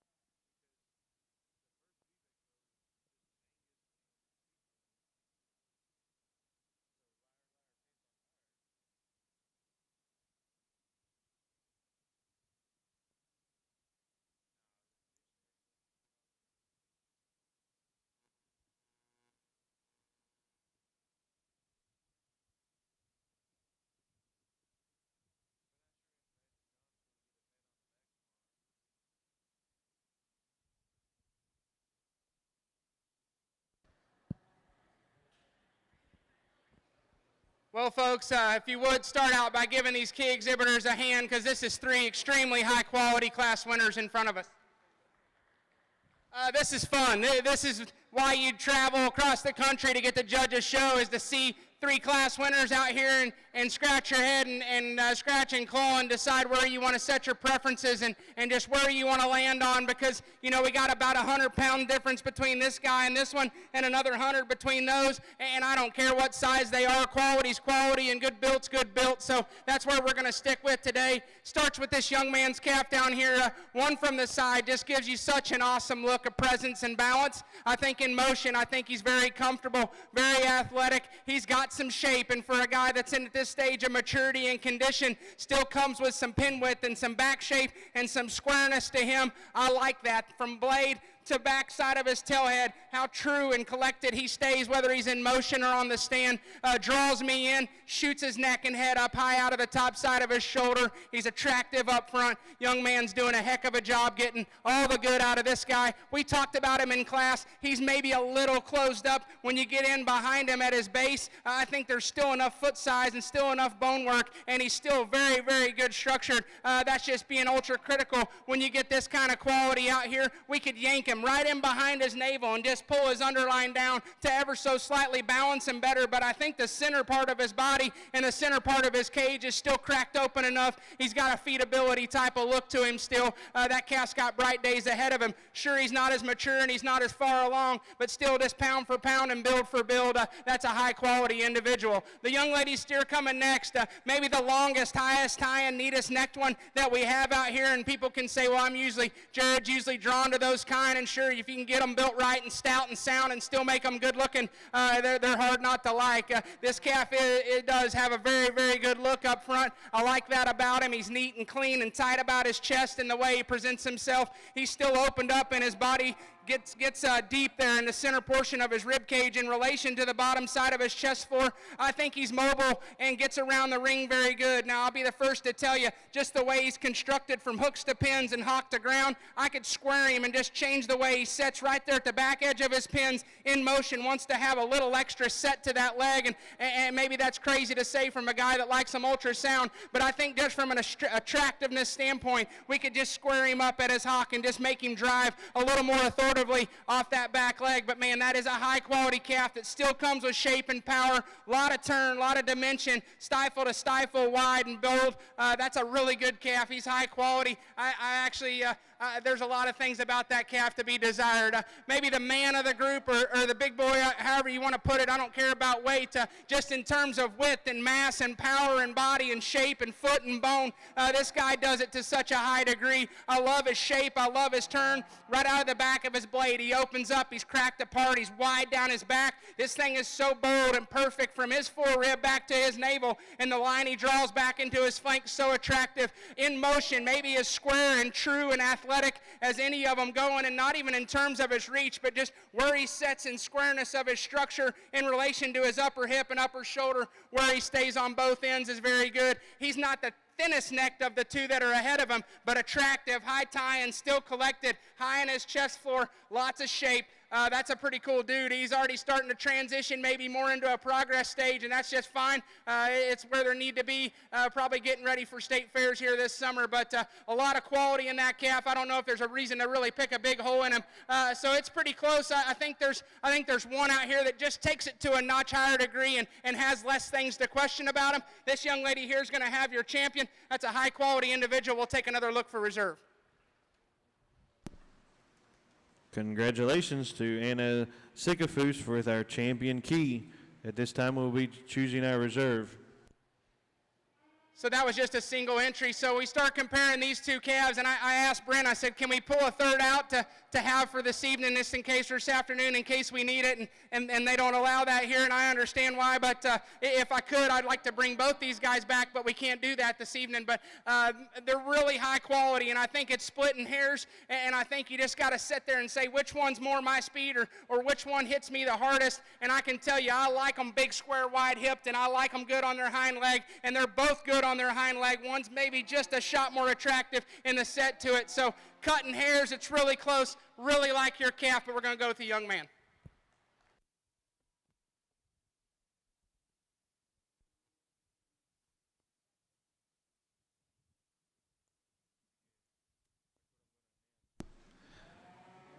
Reserve key goes to Beckett Weingartner. At this time, we're showing Class 7 limousines.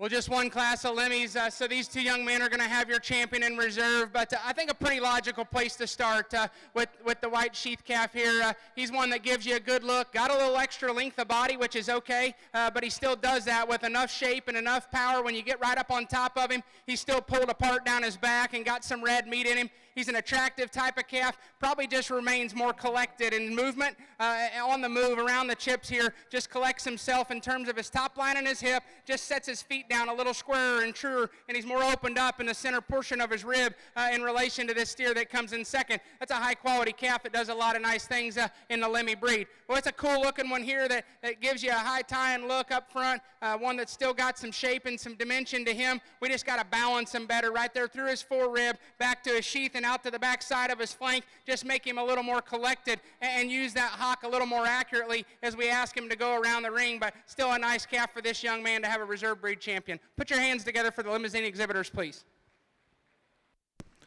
Placings in Class 7. First place, Kobe Kessler. Second, Jackson Barger.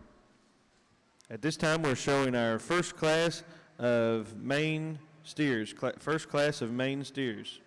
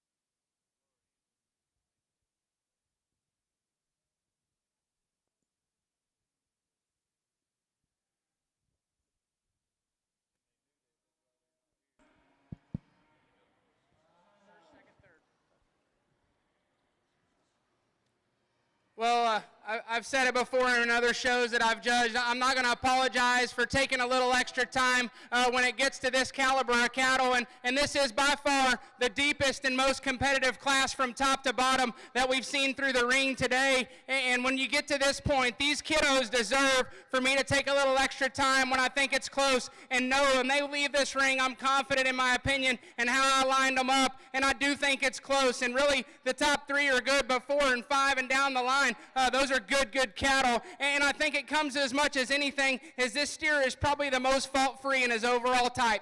His build is complete. He's got a good look. He's attractive. His body balance and underlying balance is very, very good. You get up on top of the cattle, and for one that's smooth and complete and has an attractive look, he's still packed with some shape and some width up high, carries that back. I'll be the first to tell you, for my likings, I'd like to pick his pins up out of him and yank them apart just a little more, right out of the backside of his hip, but it doesn't take away from his sheer shape and power, because there's still plenty of that. In motion, I think he's the most collected. He remains the most balanced when he's on the move, and he does that with a smooth, complete type of look. There's still enough wow factor. There's still enough bone and attractiveness to go with a complete type of build like he has to go ahead and allow him to win the class, but a really, really solid calf that just screams a good fat steer to me, and especially when you put him in motion. I think the next 2 are close, and that was the decision that I had to make when we took that last lap, was to make sure how I wanted to line these 2 up, because I think they're close. They don't maybe just balance and hook up and proportion quite as nicely as the calf that we chose to start,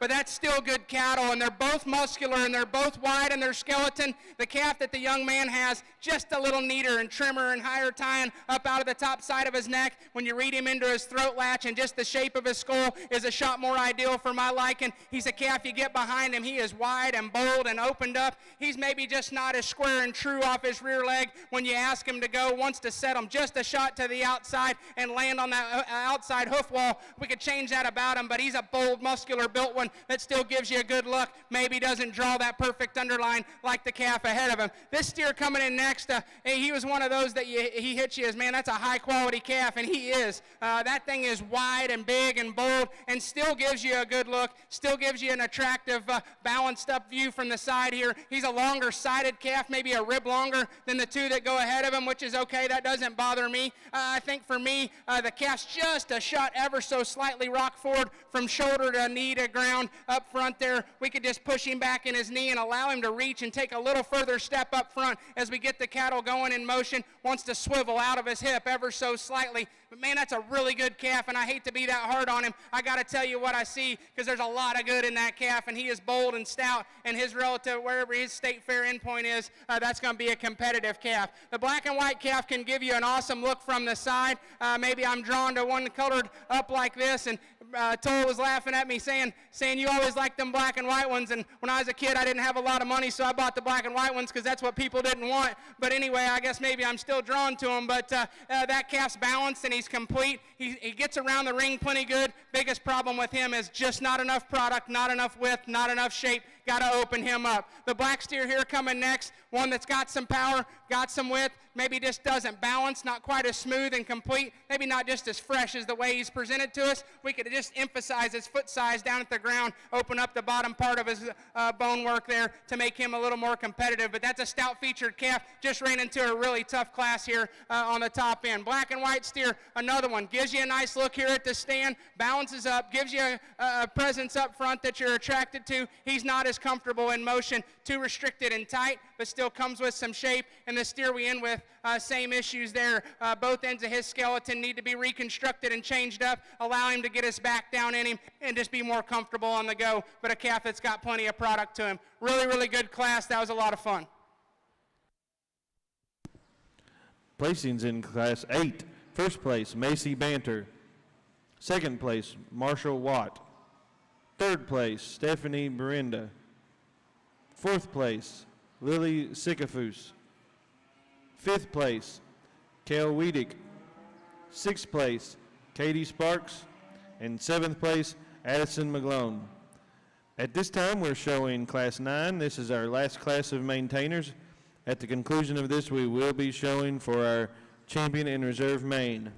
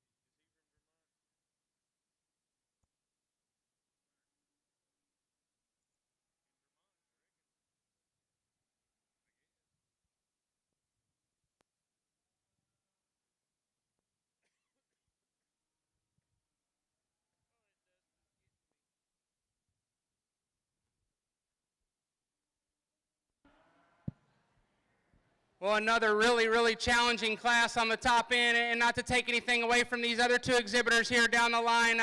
This is a high quality pair, and they're close, and there's some trade-offs, and I'll tell you what I see.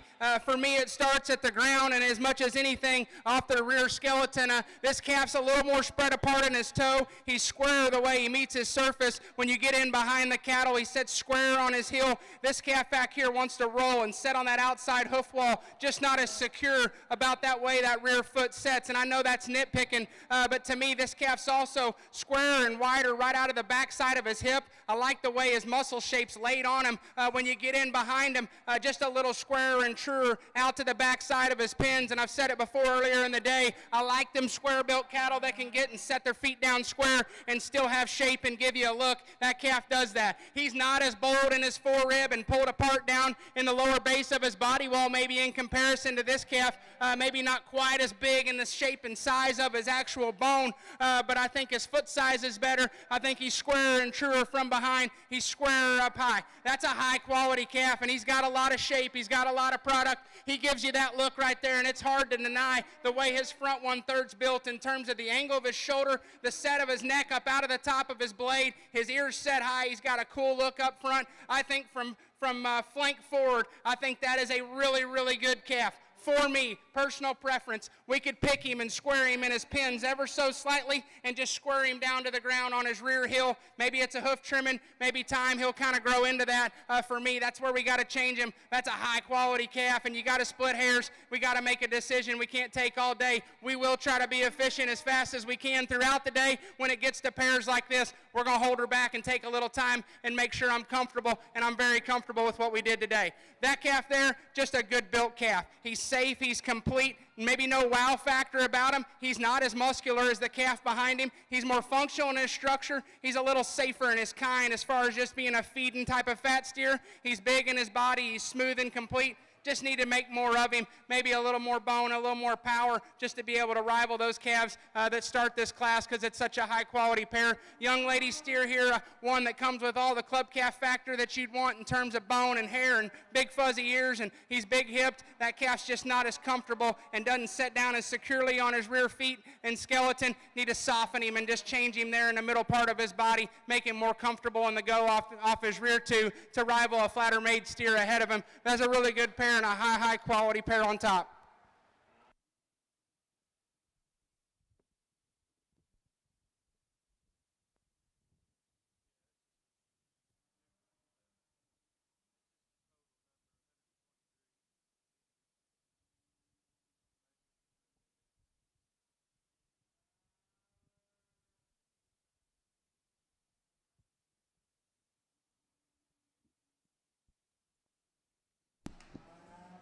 Placings in Class 9. First place goes to Tyler Neal. Second place to Carrie Spry. Third place to Maverick Hope. And fourth place to Melanie Purley. At this time, we are showing for our champion Maine.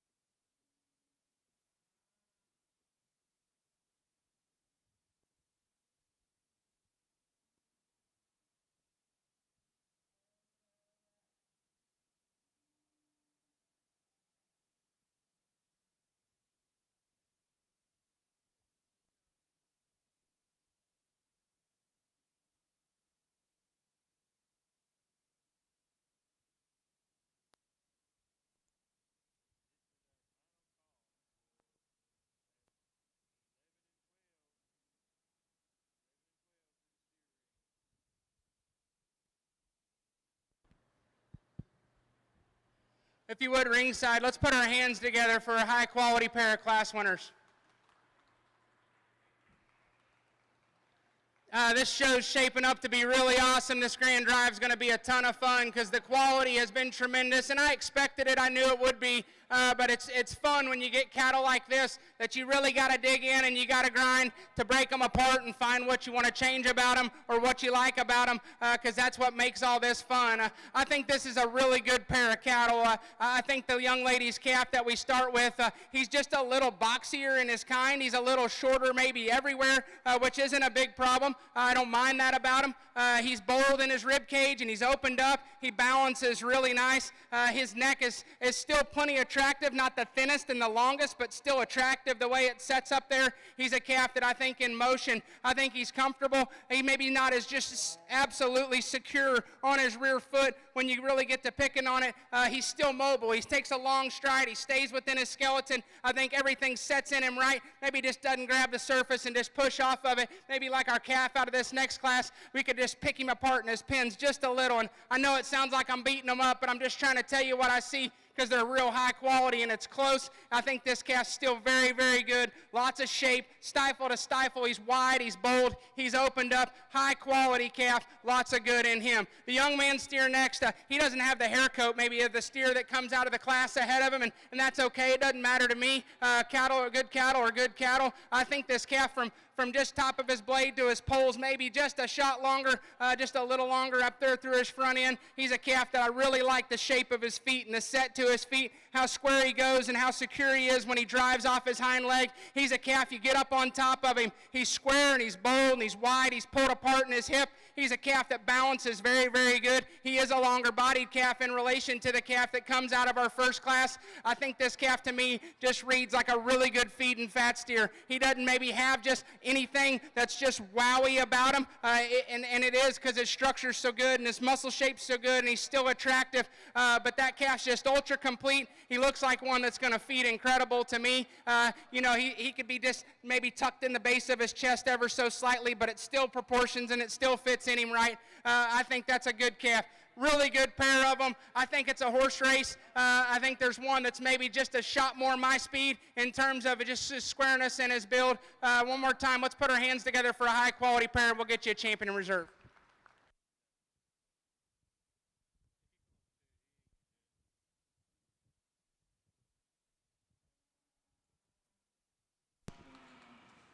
Champion Maine comes out of Class 9, Tyler Neal.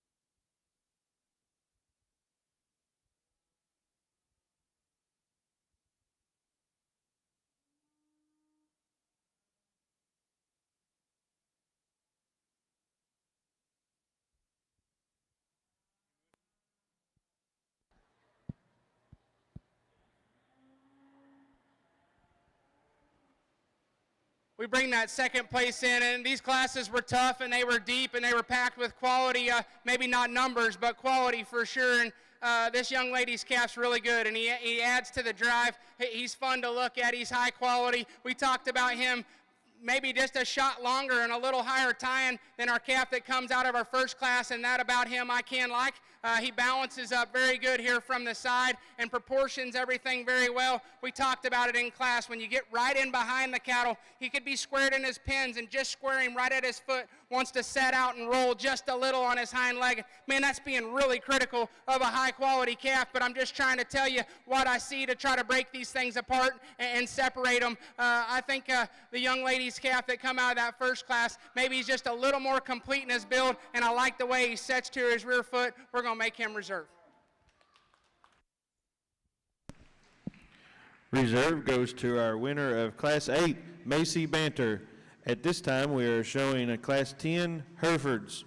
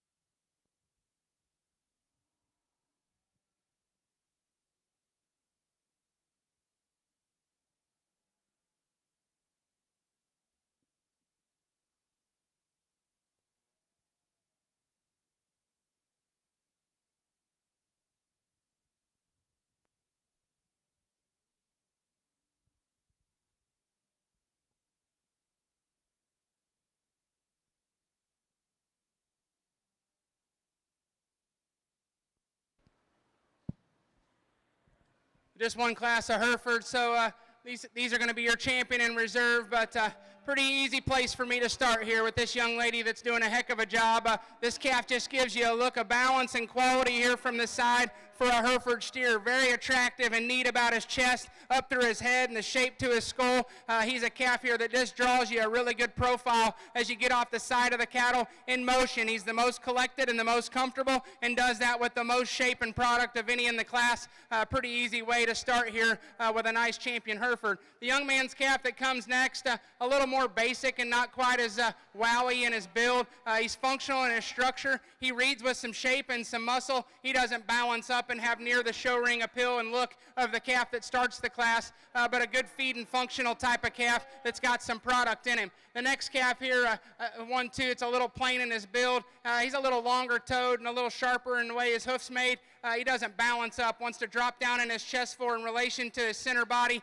He is bigger backed and stouter built than the calf that comes next.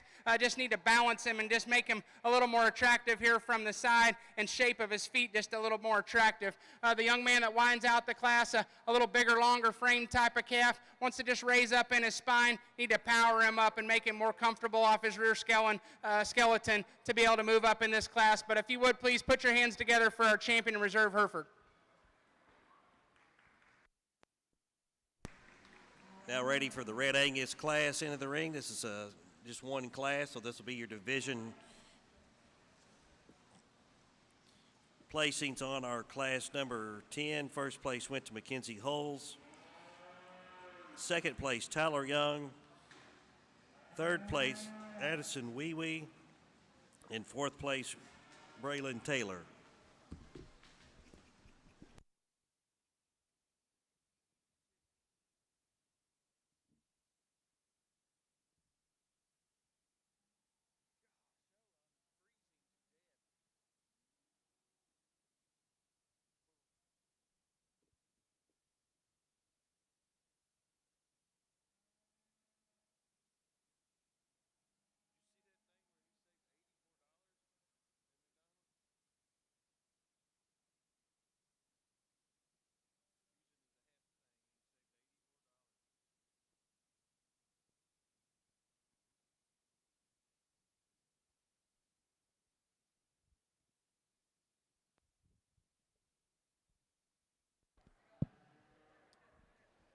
A nice pair of Red Angus steers, and they're both big-bodied, functional, easy-feeding type of cattle that are going to make nice fat steers for these young ladies here. This calf just does it with a little more genuine shape and muscle and product involved in him. He's better at his foot and better at the ground. He's bigger in his hoof shape. He's more comfortable and attractive in his structure when we set him into motion. He's not as neat and tidy about his shoulder and his throat latch as the calf that comes in second, but just packed with more product, and I like his structure and his substance as you read him down to the chips. Still a nice made calf that can give you a good look here from the side, a little neater, a little more attractive about his throat latch, just doesn't balance, not quite as opened up in his body as much as anything. Got to change the way his rear leg's constructed, make him more comfortable in his hock and his pastern, and able to go around the ring a little freer and easier.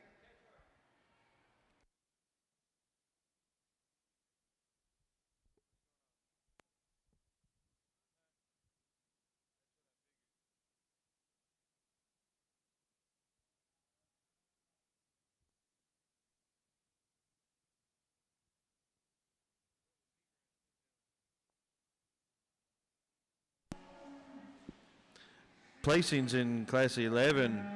First place goes to Caden Kephart.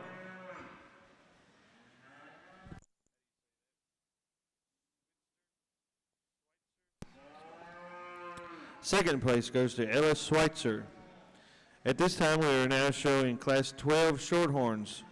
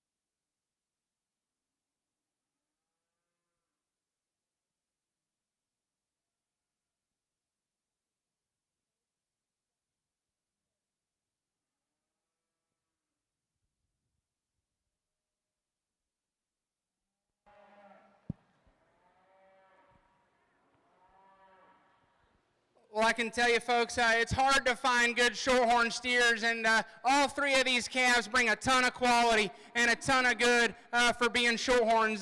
I think they're all high quality, and it's just this young lady steer that starts is just the one that combines the most amount of product and sheer shape and width and dimension and still functional in terms of his structure. He's bold in his rib cage, still gives you an attractive enough look, maybe comes with a shot of shoulder, but we're going to give that up because he does have the most genuine width and shape. When you get right up on top of the cattle and right out behind them, that's a big ended one that's packed full of meat and product and still does it in a comfortable enough structure pattern. I mean, he's got a little set to his leg, but it does allow him to go ahead and reach, and he's squarer and truer up front than the other steer that's packed full of product in this class. That's a really good calf to start us out. The roan steer here, this was my Kentucky champion earlier in the day, and that's a really complete made calf. I think his best days are ahead of him for sure. A little greener in his condition, but that's okay. He's a long strided, good footed calf that's got some product and some shape, no big holes in him, not as massive, not as pulled apart, not as powerful as the steer that leads, but that's a good built calf with better days ahead of him.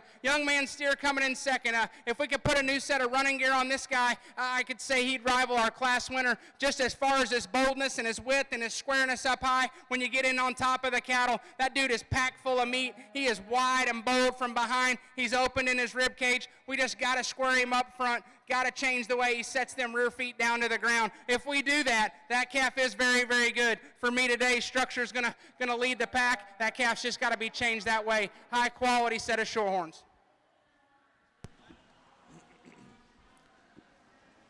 Placings in Class 12 Shorthorns. First place goes to Addison Gittinger. Second place to Brooklyn Thomas. And third place to Brooks Benekovich.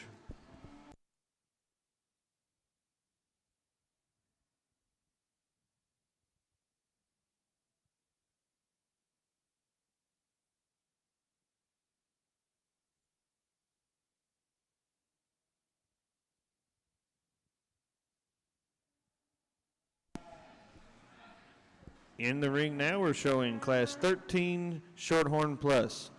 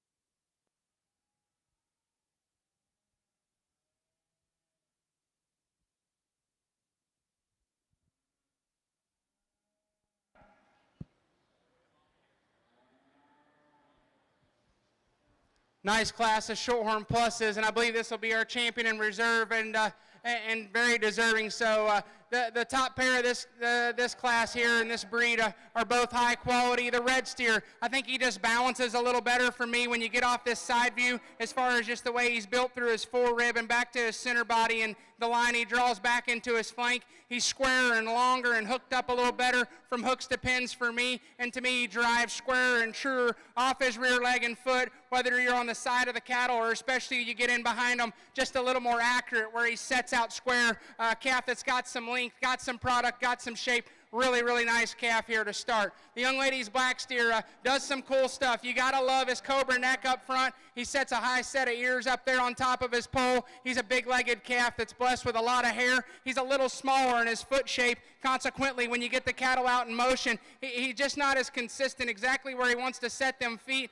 Just maybe not as accurate the way he uses that rear leg, but he's a big-ended one with a lot of power. We could lengthen and stretch his hip a little more for me, for my liking, and maybe that would allow him to reach just a little better off his rear skeleton, but a neat calf that does a lot of cool things.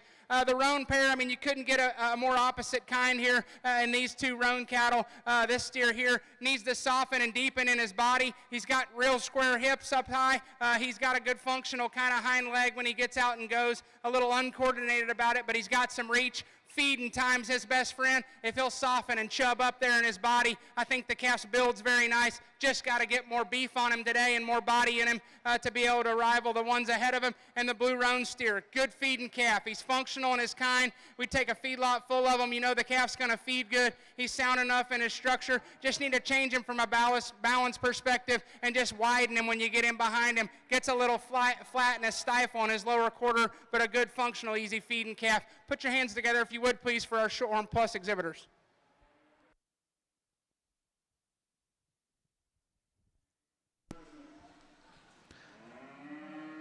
Placings in Class 13 Shorthorn Plus. First place goes to Alex Barnard. Second, Brooke Curry. Third, Clara Marshall. And fourth, Elisa Skis. At this time, we're showing Class 14 Simmentals.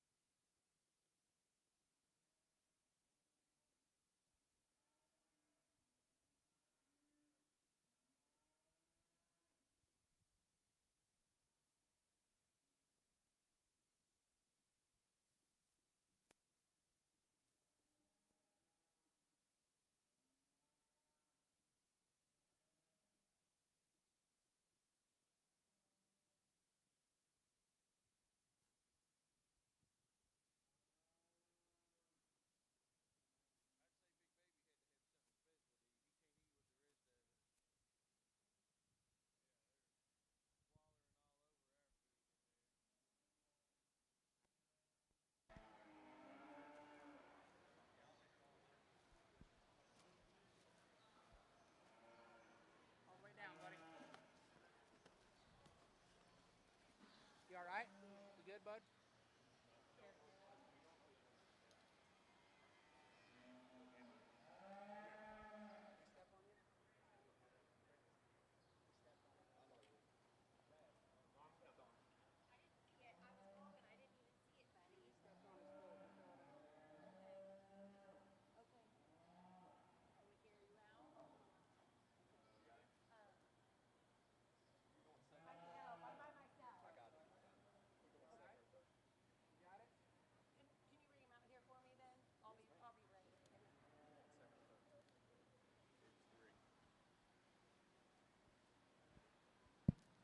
Let's give this young man a hand for walking out of here like a champ.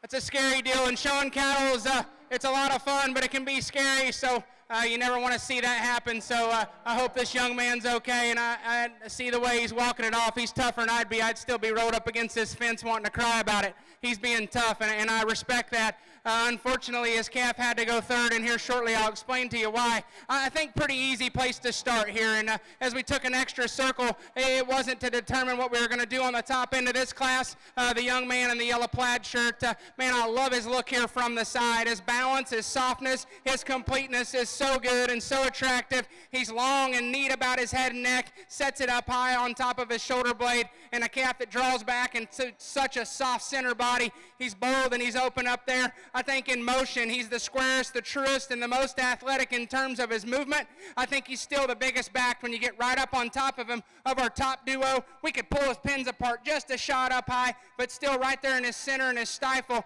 Plenty of shape, plenty of width. That calf's massive in his body and really, really good in his look and mobile as we ask him to go. The young man steer here that we go second, probably most like our class winner, and they don't have to look alike necessarily. I think as far as just the lines and look and freshness and where he's at maturity-wise, matches our class winner quite a bit.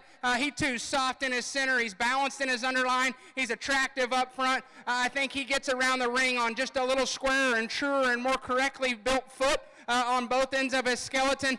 He's a calf that's not as stout and powerful as the calf that comes in third, but he's one that gives you a nice look and a nice look of balance. Maybe just doesn't do those things to the higher degree that our class winner did, but I like the shape of his foot and the usage of his foot, a little uncoordinated, if you will, off his rear too when you get right in behind him and ask him to use his hock and go away from you, and that was probably the biggest difference of our top pair placing there. But over the third place steer, I like his length of toe, I like his depth of heel, I like the shape of his feet just a shot better. The big, bold, heavy, matured steer is the one that comes in next, and if you want to just place him off sheer muscle and do nothing but that, I could see why you want to start with this calf, because he is big and bold and stout and wide from behind. He's not as neat and up through his chest fore and through the base of his throat latch. He's coming with some more maturity, and that's okay. It doesn't bother me as much as anything. He's a little long-toed, little shallow-hilled, doesn't sit quite as square and quite as neat off his rear leg, maybe doesn't take quite as long and accurate a stride, but that's a bold, stout-built one that's wide-bodied, wide skeleton. That's a good calf, and my hopes are with this young man that everything's fine with him because he's got a good calf and he's going to have a lot of fun down the road. The calf coming in next, one that's kind of complete in his build. He's not as square down his top line, doesn't set his pin set quite as high, but he balances up nice, and he's attractive, just not as massive, not as pulled apart, not quite as collected in motion as the cattle that go out ahead of him. And then the baldy steer, a good doing, good feeding kind of steer. Going to go ahead and put on some fat for this young lady and reach an ideal market weight. He does come with some shape and some turn to his muscle, not as attractive in his hip and hind leg. Like to square him in his hock and make him use that with a little more authority as we ask him to go around the ring, but a really high quality class. And once again, let's give that young man a hand for walking out of here. Placings in Class 14. First place goes to Braylon Schaefer. Second place, Cade Banter. Third place, Easton Kaiser. Fourth place, Clayton Moore. And fifth place, Caroline Maines. At this time, we're showing our first class of Market Heifers, Class 15.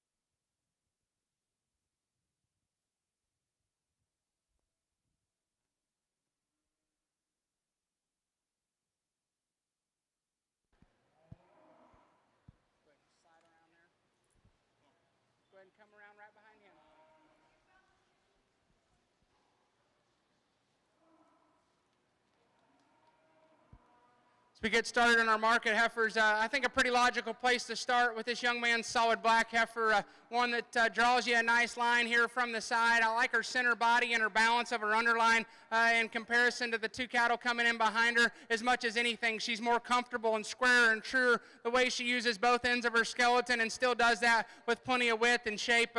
A nice place to start our first class of market heifers. I think you got some trade-offs on these two here. The baldy heifer, or the black and white heifer, one that's stout and shapely, got a cool neck on her. That female to me is just a little better in her knee, the way she sets in her angles up front.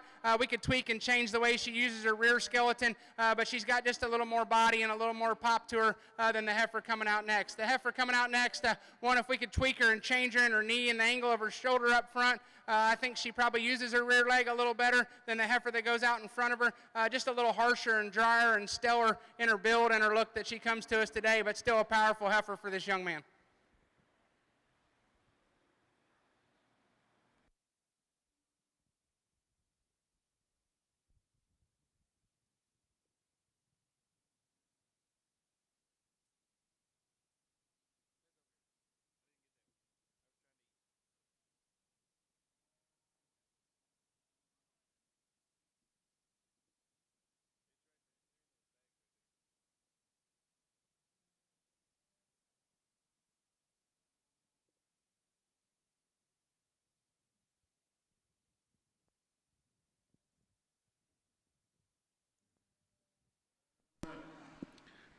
Placings in Class 15 market heifers.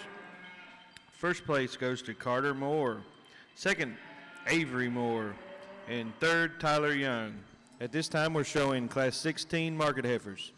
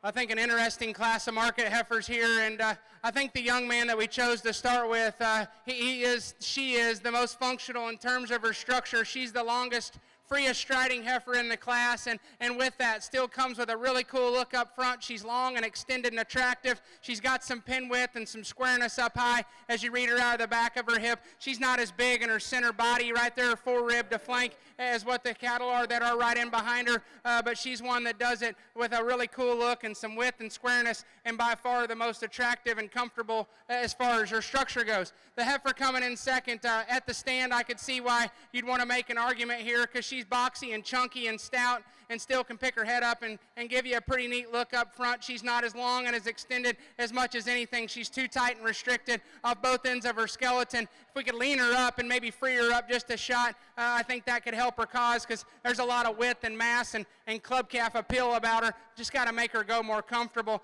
The next two cattle here got some trade-offs. You could flip them and flop them, deciding how you want to do it. This one's a little longer and neater up front. She's a little steeper and straighter in the angle of her hock and her rear leg. Just wants to set her tail head up off the back of her hip, but she's stout and balances up a little better in her underline. The last heifer, she's got a big foot, and she probably reaches just a little better off her rear leg. Just want to change how she's closed up at her hock and change her there in her underline balance to make her more competitive.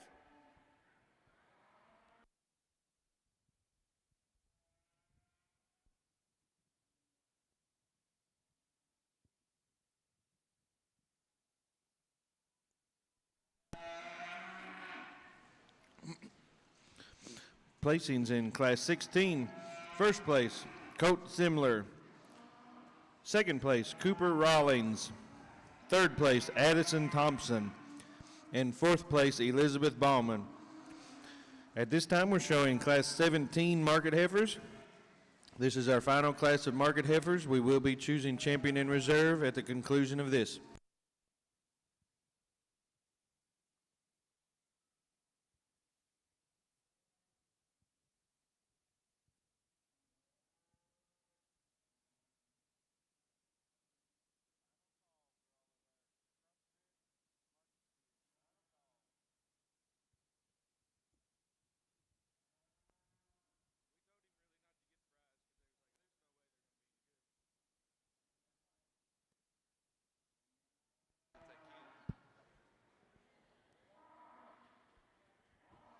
Well, high quality individual here, pretty commanding class winner in this pair of cattle.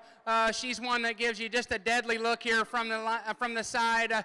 Just paints those lines that are very attractive here from my view. One that balances so good, and she's square. She's surprisingly, for one that's a little longer sided and more attractive, how much true width and dimension comes in from behind. I think she's comfortable enough in terms of her structure. Maybe set her down just a little more securely on her rear foot, but she does it squarely from behind and still keeps everything tied in together, but a stout-ended, long neck, good-looking one. The gray heifer that comes in next, for me, I just want to lean her up just a shot. I know she's a market heifer, and we're feeding on her to get her to a market weight. She's starting to push some condition down in the base of her chest and the base of her throat, but she's a big-bodied heifer that's smooth made and powerful made, just not as comfortable and long-strided off both ends of her skeleton and not near the foot and bone as the heifer that wins the class, but a stout-made, easy-keeping one for this young lady.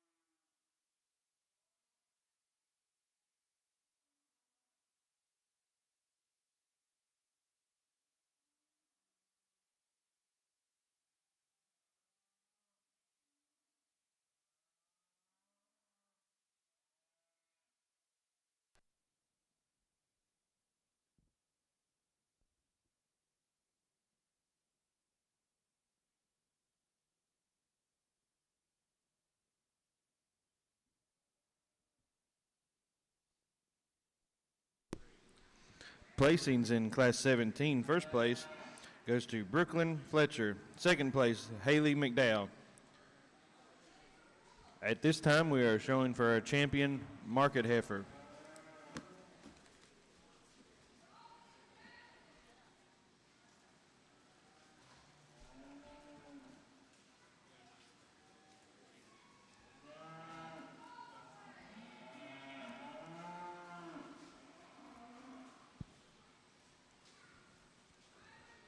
Well, a good set of first and seconds out here or first place to represent your Market Heifer division. All three of them have quality, and all three of them bring some positive traits to the table. A little more compact, earlier maturing type of heifer that comes out of our first class. She's stout and she's bold and she's opened up. She gives you a cool look. She doesn't maybe use that hock and hind leg just perfect when we put her in motion, and you can wonder just about what her sheer size at a mature age and weight is going to be, but that thing does some neat stuff, has a cool look and some extra power. The next two cattle are some long, high tie-in, longer spine type of cattle in relation to the one that comes out of that first class. Young man here, this one gives you a killer look up front. She's neat and tidy about her chest. She's long from blade to pole, attractive about that. I think a heifer in motion is very comfortable in terms of her structure. She's got some added width and some dimension. We'd like to just open her up in the base of her cage and give her a little more true forerib and flank and just a softer, easier feed and look. And she is green in her condition, so I think as you take her home and pour the coals to her a little more, that part could get better for sure, but that's probably where we just want to change her today. The heifer that comes out of this last class probably paints you as nice a picture here from the side as far as just her overall presence and her look up front, her squareness and her width. As you get on top of the cattle, she's as big at her blade and right in behind her shoulders as any of them, and she does open up surprisingly wide from hooks to pins and right in there stifle to stifle. That thing's wide and got some true skeletal width. We talked about we could set her just a little squarer, a little more secure at her pastern at times, but she's still mobile, she's still flexible, she still does the right things in motion. I love her underline balance and the way she ties her forerib back into her center body.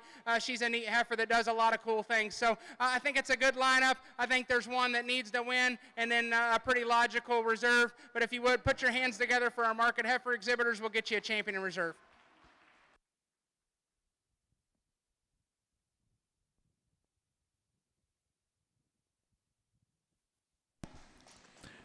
Champion Market Heifer comes out of Class 17, Brooklyn Fletcher. We need that second place in to pick reserve.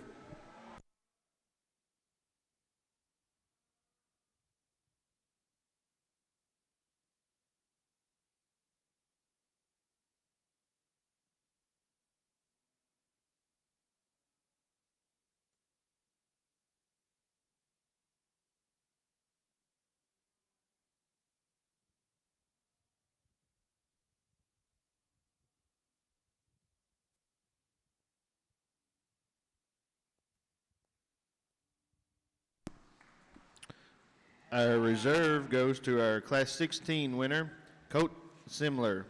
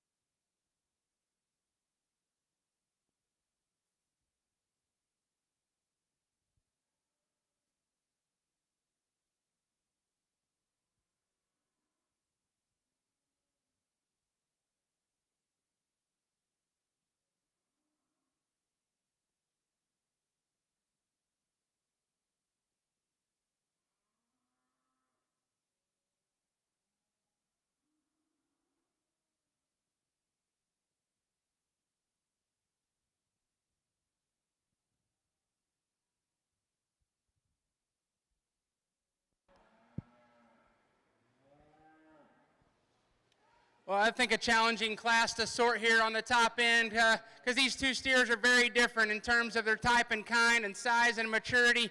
I think the longer-sided, bigger frame black steer, I think he's just more comfortable off both ends of his skeleton. He's got a little more set and angle up front as you read him through his shoulder and down into his knee, and as much as anything, he's just a little more comfortable in the set and the angle of his hock. I don't love the way he sets his rear foot to the ground, but I do think he takes a more comfortable and accurate and longer stretched stride as you ask him to go around. Now, I'll tell you, for a good-looking, long neck, good balanced one, this guy's stout. You get on top of him, he's big out of his blade. That guy is crazy wide right out of the backside of his pins. He's big-ended. It's probably his extra power that it goes ahead and allows him to win the class over this calf. Though I'd change the way he sets his rear feet to the ground, I do think he's more comfortable in terms of his structure long-term. This gray calf, man, I love this calf's kind. He's chunky, he's boxy, he's cool-looking, he's square, he's presented and fit. Clipped very, very well, and I can appreciate that about him. I just have some concerns long term, just how all of his structure and his joints are going to just hold in there.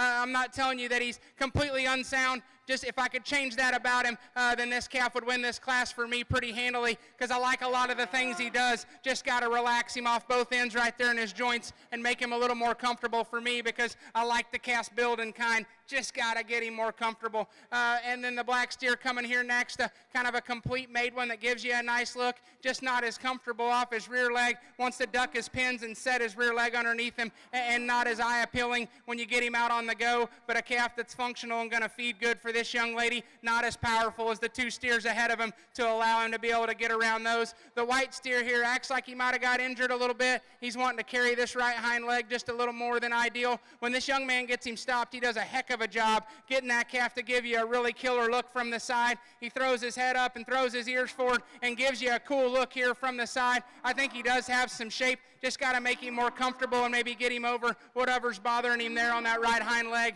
to be able to move him up in this class, because that is a high-quality calf that's presented and shown to a high degree. And this young lady, she won a class earlier today with this steer, and I told her, I said, sweetie, you ran into a little tougher class this time, and I hate to have to put somebody last. That's the worst part of my job, because this young lady's trying her best to get this calf shown. He's a functional, good, long-strided, big-ended calf, just doesn't balance, not as smooth in his transitions as the cattle ahead of him, but a nice class of crossbreds and challenging to sort. Placings on Class 18. First place, Emily Bell. Second place, Kaylee Mings. Third place, Ferreira Hedinger. Fourth place, Kason Gerardo. And fifth place, Sadie Jo Brown.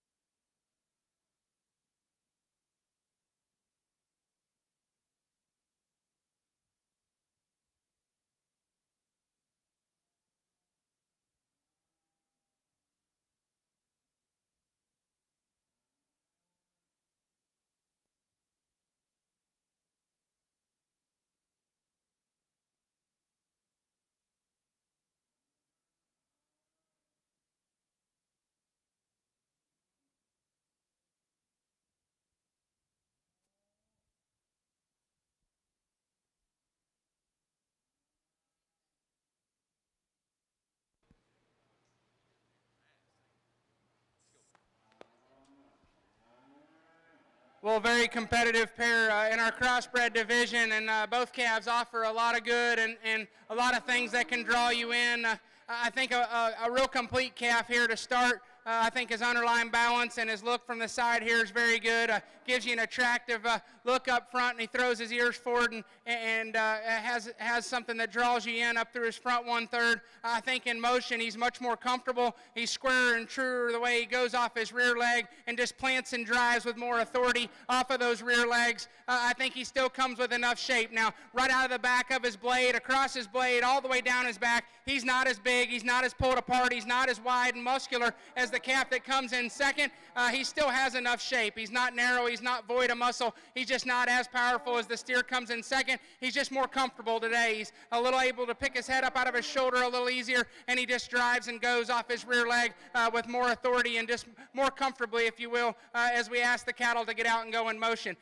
Hey, from a power standpoint and true width and skeletal dimension, you gotta love this guy when you get up on top of him. That thing is so big and wide across his blade, out of the back of it, so much true shape as you read him down in his loin, and you get behind this guy, and he is crazy big from behind. Thing is stout, burly, opened up, big in his rib cage. He's not as long on the top side of his neck, maybe a little thicker about the top side of it, but still gives you a clean, attractive look up there. As much as anything, he's just wanting to set that left leg outside of him and not wanting to drive off of it like I wished he would. He's big-footed and he's big bone, and this right hind leg here works very, very good. Just not wanting to drive off that left leg and wanting to play into it just a little too much for me. But that's a high quality calf. Just wish he was using that left rear leg a little more comfortably today. The Baldy steer's a little more plain and basic in his overall type and kind, but once he squares up there and he gets his head up, he gives you a nice look. He's real big center bodied and easy feeding looking. Calf's got some genuine shape and some muscularity to him. Still takes a long enough stride.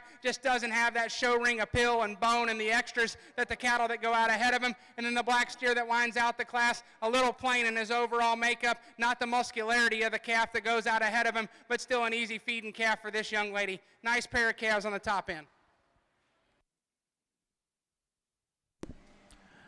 Placings in Class 19. First place goes to Stephanie Brenda.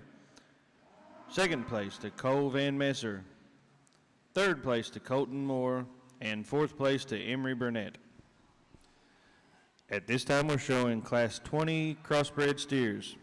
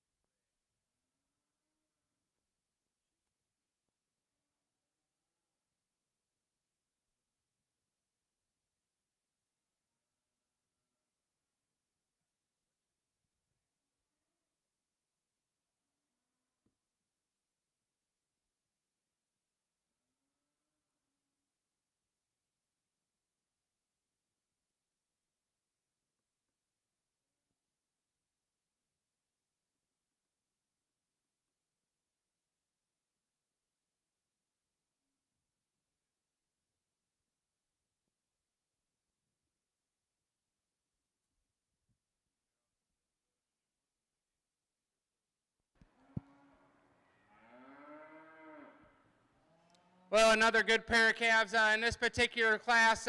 Yellow one just takes it to another level in terms of just overall width and dimension and shape and power. Calf that's still, he is cool looking up front. I like the shape of his skull, the set to his ears, and the attractiveness that he gives you up through his front. You read him there back. For one, that stout transition's really good from the point of his shoulder back into his forerib. His center body and depth and underlying balance is very, very good. You get behind this guy and right up on top of him, he is almost overwhelming overwhelming in terms of his width out from behind his back, right out to the back end of his pins. He is so wide, stifle to stifle, and so bold. Still sits down on a comfortable set of running gear. That's a neat critter there the young man has to win this class. The black one here coming next, he's a little stretchier kind, and that's okay. I don't mind those. He's just not as bold. He's not as massive. He's not as low to the ground. He gives you a killer look up front. Young lady does an awesome job getting him stuck. He's presented to a high degree. Calf's mobile and sound in his structure. He's very complete in his kind. He's not as cracked apart. He's not as blown apart, and he's not just as wide when you get right in behind him. He's still got width. He's still got power, just not as much as the yellow calf that starts the class. Still a really good calf here to go second. Young man's gray calf that we wind out with, just a functional, easy feeding, easy keeping kind of steer. Going to go out and make a nice fat steer for this young man. Just not the wow factor and the overall appeal that we have in the two steers that go ahead of him, but a nice class and a nice pair on the top. Placings in Class 20, Cohen Cober, first place. Second place, Carissa Rash. Third place, Oliver Gripsover. At this time, we're showing Class 21, our final class of crossbred steers. At the conclusion of this class, we will need all those first and second place to be making their way into the ring to show for champion and reserve crossbred.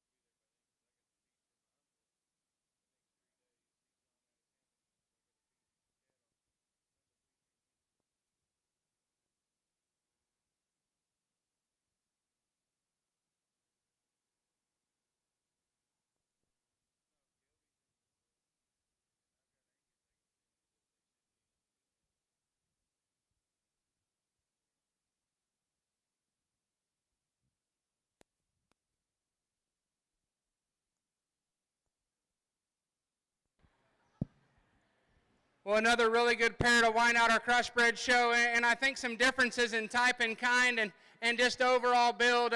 Just such a complete one to start with here. His look of balance and the way he proportions his pieces from nose to tail are just so good. The way he can blend everything together and still do it with enough muscularity and enough shape. I'll be the first to tell you he's not as wide and he's not as pulled apart as the calf that comes in this next place, but I think that calf still has plenty of shape. He's surprisingly wide right over the top side of his shoulder blades and still progressive and gets wider out of the back of his hip. He's a calf that you love his presence.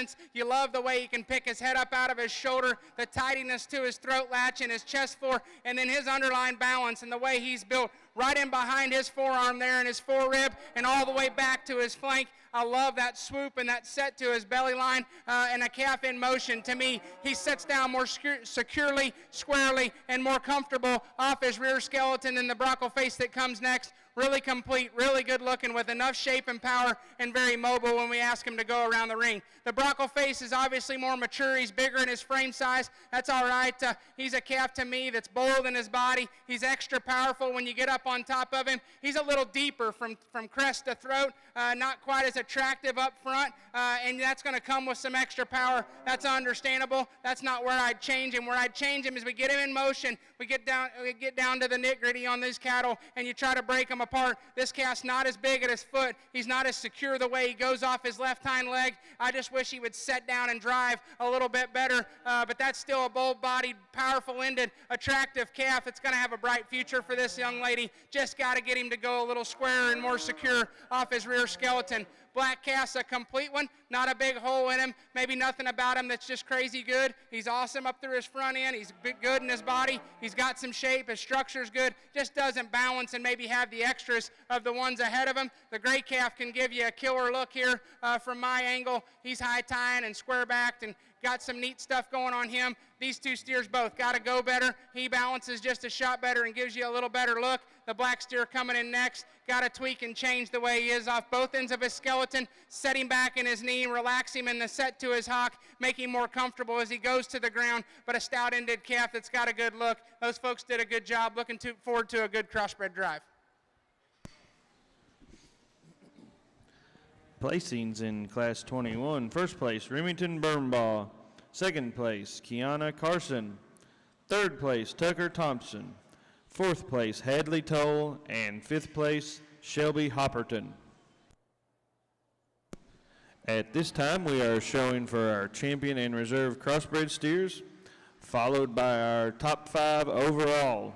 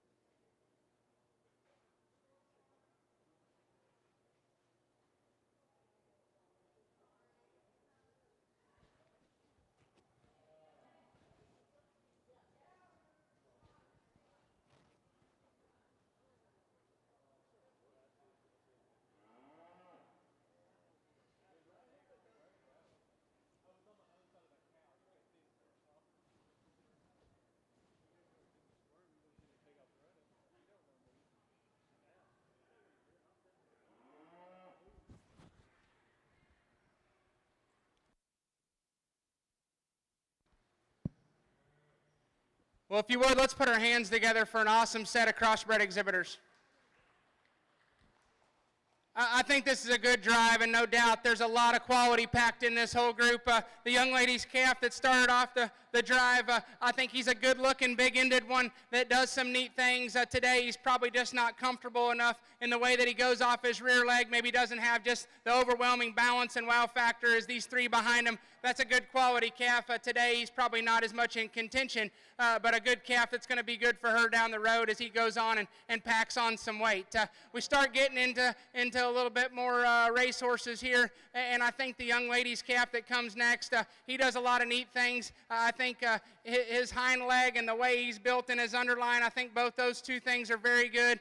In motion, you know, he's a little ever so slightly more upright up front and doesn't allow him to just maybe get his head out of his shoulder quite as nicely when he's on the move. On the stand, she does a great job getting that out of him. I think a calf that's big backed, you get up on top of him, not as long and square hip, but still attractive in the lines that it draws. He's plenty wide, stifle to stifle, and bold enough in his build. A complete calf that does a lot of nice things, very high quality in his own right. This yellow steer, man, this thing's just got kind of a presence about him, and he knows he's good, just the way he carries his head and neck and his ears up there up front. And then what's so impressive about this calf is I'm not going to put my hands on the cattle. I don't have to on this guy. I know that thing would have a handful down his back. He is so big and so shapely out of the back of his blade, and progressively widens and gets bolder and stouter from there back. And one that's that wide and still blend and lay in so neat and nice up front, I think that thing's hard to build as far as that softness, that power, that smoothness, and still that attractiveness. I think his structure's good, and I think he reaches good. The calf, every once in a while, you could just have him go just a shot, just more authority off his rear too, but I think that's completely acceptable. When they get this much shape and this much power, he's still comfortable. His joints read right, his angles read right, he's big in his footwork, his joint work all looks right. I think that calf is just so massive and so powerful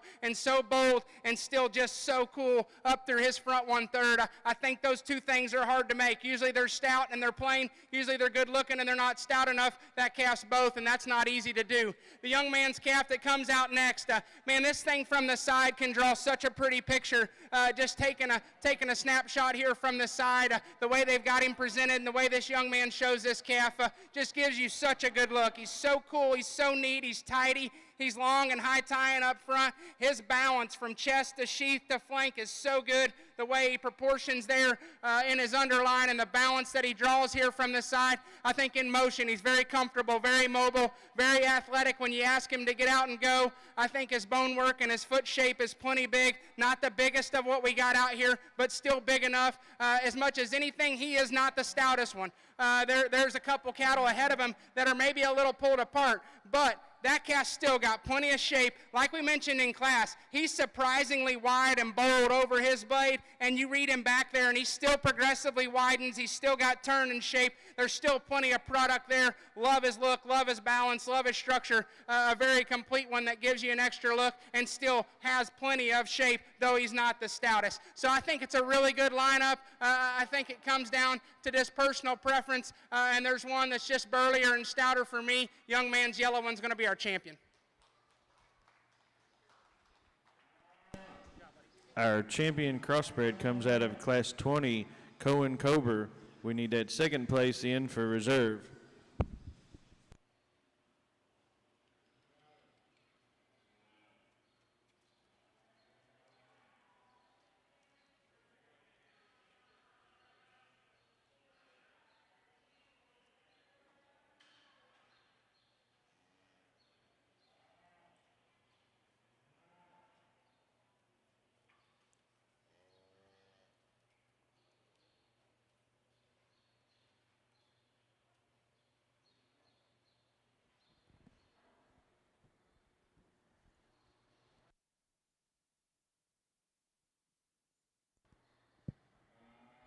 We bring the second place into our champion, and that was a good pair, and this calf just adds to the quality of the lineup, and he's probably a little more build and type and kind of the steer that comes out of this third class, a little bigger frame, longer sided, good looking calf that draws up a cool look from the side here. We talked about him. He's just not as massive. He's not as pried apart. He's probably not as mature and heavy in his condition as the cattle on either side of him, but still a high quality calf that does a lot of neat things, and it's just a matter of, is there enough of him, and is he massive enough? I think structure and mobility is good. Look from the side's good. So I think you got some decisions to be made. Like we talked, you could just tweak this calf up front through his shoulder and just right at the back of his hip. And your question on this one is he stout enough? Is he powerful enough? And I think that's a decision that you make on your own. And then the same with this calf. Is he as bold and blown apart and just massive in his body and his power to be able to rival the cattle on either side of him? So I think it's good, and I think it's close. I'll go take one more look, and we'll get you a reserve champion and keep rolling.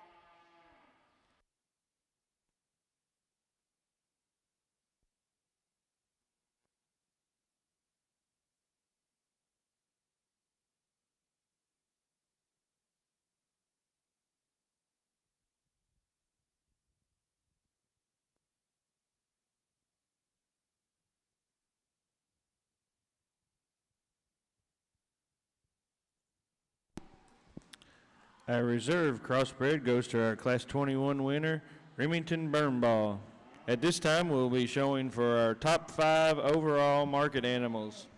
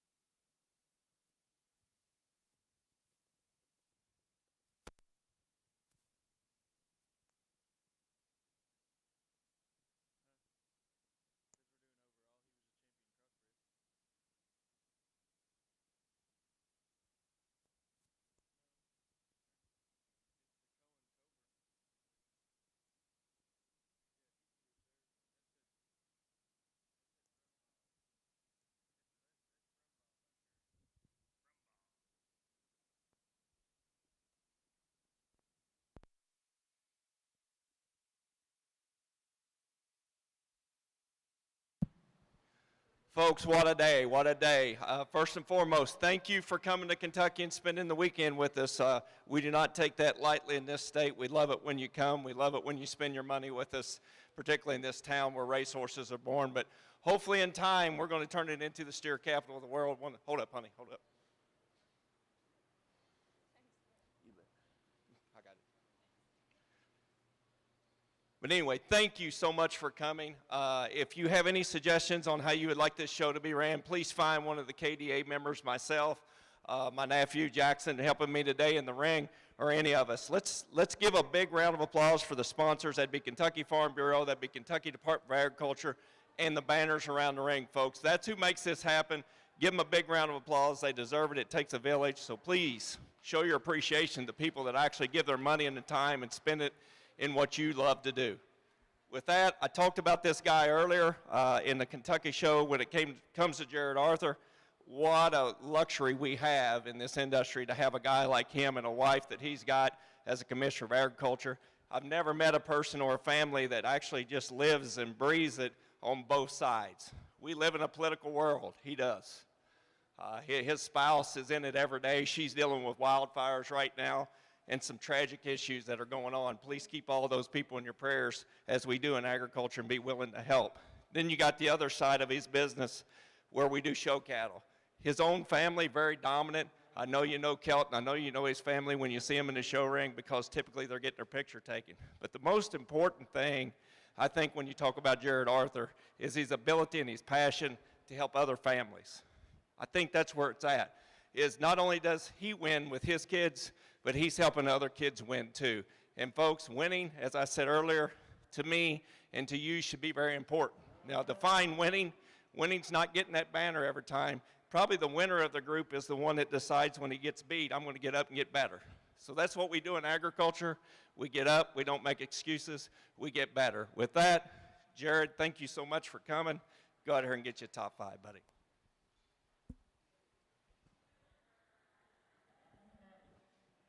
Well, Brent, I appreciate it very much, and I didn't take this job lightly when I got asked to judge it. I said it in both the shows. We judged the Kentucky heifers last night, and am very impressed with the top 5 cattle, and really the cattle all the way down the line.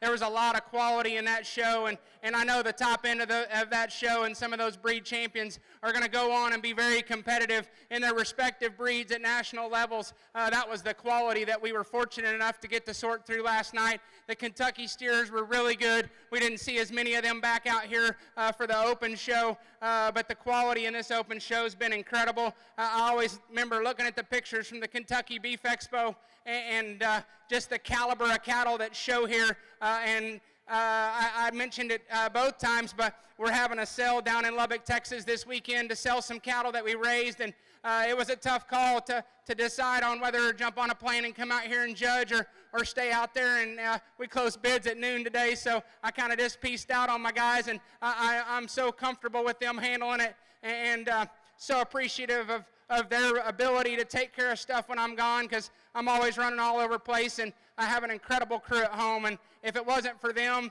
the work they put in, the time and effort, and as much as anything, the dedication and responsibility that they have to my program, that can't be matched. I can promise you I got the best crew of guys at home, whether we're at a show fitting or we're caring for livestock or whatever we're doing. I couldn't do it without those guys. I got to thank my buddy Adam Shirley. He's the one I'm having a sale with down in Texas. He's holding the fort down and keeping all that going according to plan. And I mean, that's my livelihood. That's how I make money, is selling cattle. And there's nothing more I love than raising good cattle. And I like to drive around and find them.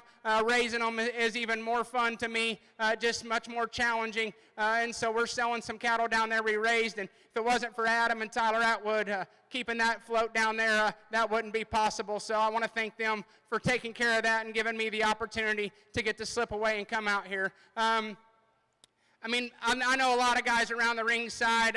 I'm very involved in this industry. It's what I do every day. I live it and breathe it. I've either sold cattle with people around side or bought something from them or seen them at a show or we're buddies or whatever. And what I can promise you today is you get my honest opinion. You get them lined up like I want them. And that's what matters to me is doing a good job. I always always swore to myself that when I got the opportunity to sort shows, I was going to go pick them like I like them, describe them to the best of my ability, and keep on moving down the road, because I think integrity from a show judge is the most important thing that you can offer, along obviously with knowledge. But I just really appreciate the opportunity. Brent said some awful nice, kind words about me and my family, and that I appreciate very much. There's no question Brent's been involved in this business a long time, owned some of the best bulls in the Maine business, and had some of the best cows in that breed as well. And so I've always looked up to Brent and respected him as a breeder and a seed stock producer. He's a top-notch guy. Let's give Brent and his whole entire show crew a big round of applause, if you would, please. It takes a lot to run one of these shows, to organize one, to keep everything, keep the wheel greased and keep it all rolling good. These guys have been efficient. They've kept the cattle coming in. As soon as I could get them out, they had them coming in, and it's just been efficient, and we've got through them at a good pace here. And I tried to slow down and take my time when it got close and it got deep, and then when we could, we tried to keep moving as efficiently as we could. So back to the cattle. I'm not going to go through and talk them. I like a bunch of them, and I like some that are still back in the barn. The reserves of some of these champions were very, very good, and there's going to be some that don't make the top 5 or didn't get a piece of their breed today that I know in their respective states are going to go be competitive, and they're going to win banners down the road. And honestly, I wish the best of luck to those people, whether they're in here or not. Hey, I wish you the best, and I hope you go home and work hard and get the most out of that calf you possibly can. And what I can tell you is if you didn't agree with me today, hey, tell yourself you thought I was wrong. Go home and work as hard as you possibly can to try to make that calf into everything you can, because I always tell my kids, you don't ever go to a show and change your opinion off of what one guy tells you. You stick to what you think, you stick to what you know, and you work your tail off and do what you can. Obviously you respect some guys' opinions, and I ask my buddies, sometimes what they think of a certain calf, just because you appreciate other people's opinion, but I guess don't let it change what you got in mind, and you finish the goal just like you started it. So I'm not going to go back through and talk them. They're awesome. The top 5 is going to be killer. There's going to be some that don't make it that I like real good too. So if you would, put your hands together one more big time. It's been an honor and a privilege. I appreciate it very much.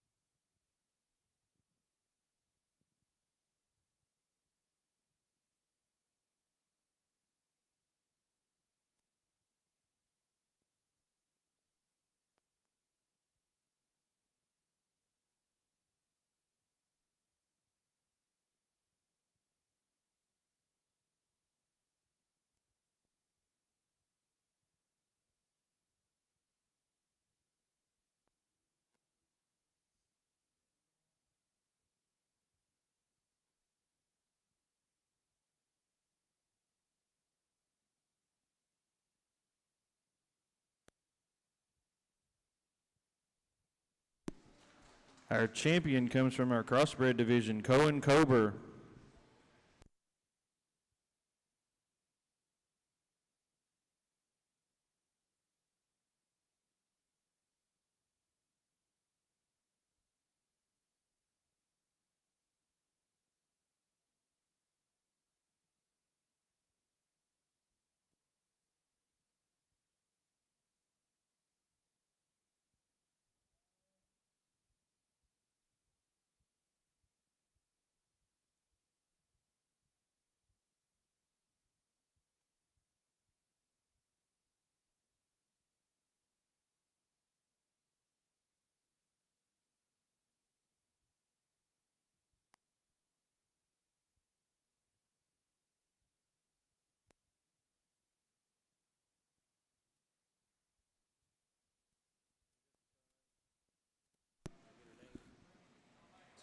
Our reserve comes out of our Charolais division, Charlie Jones.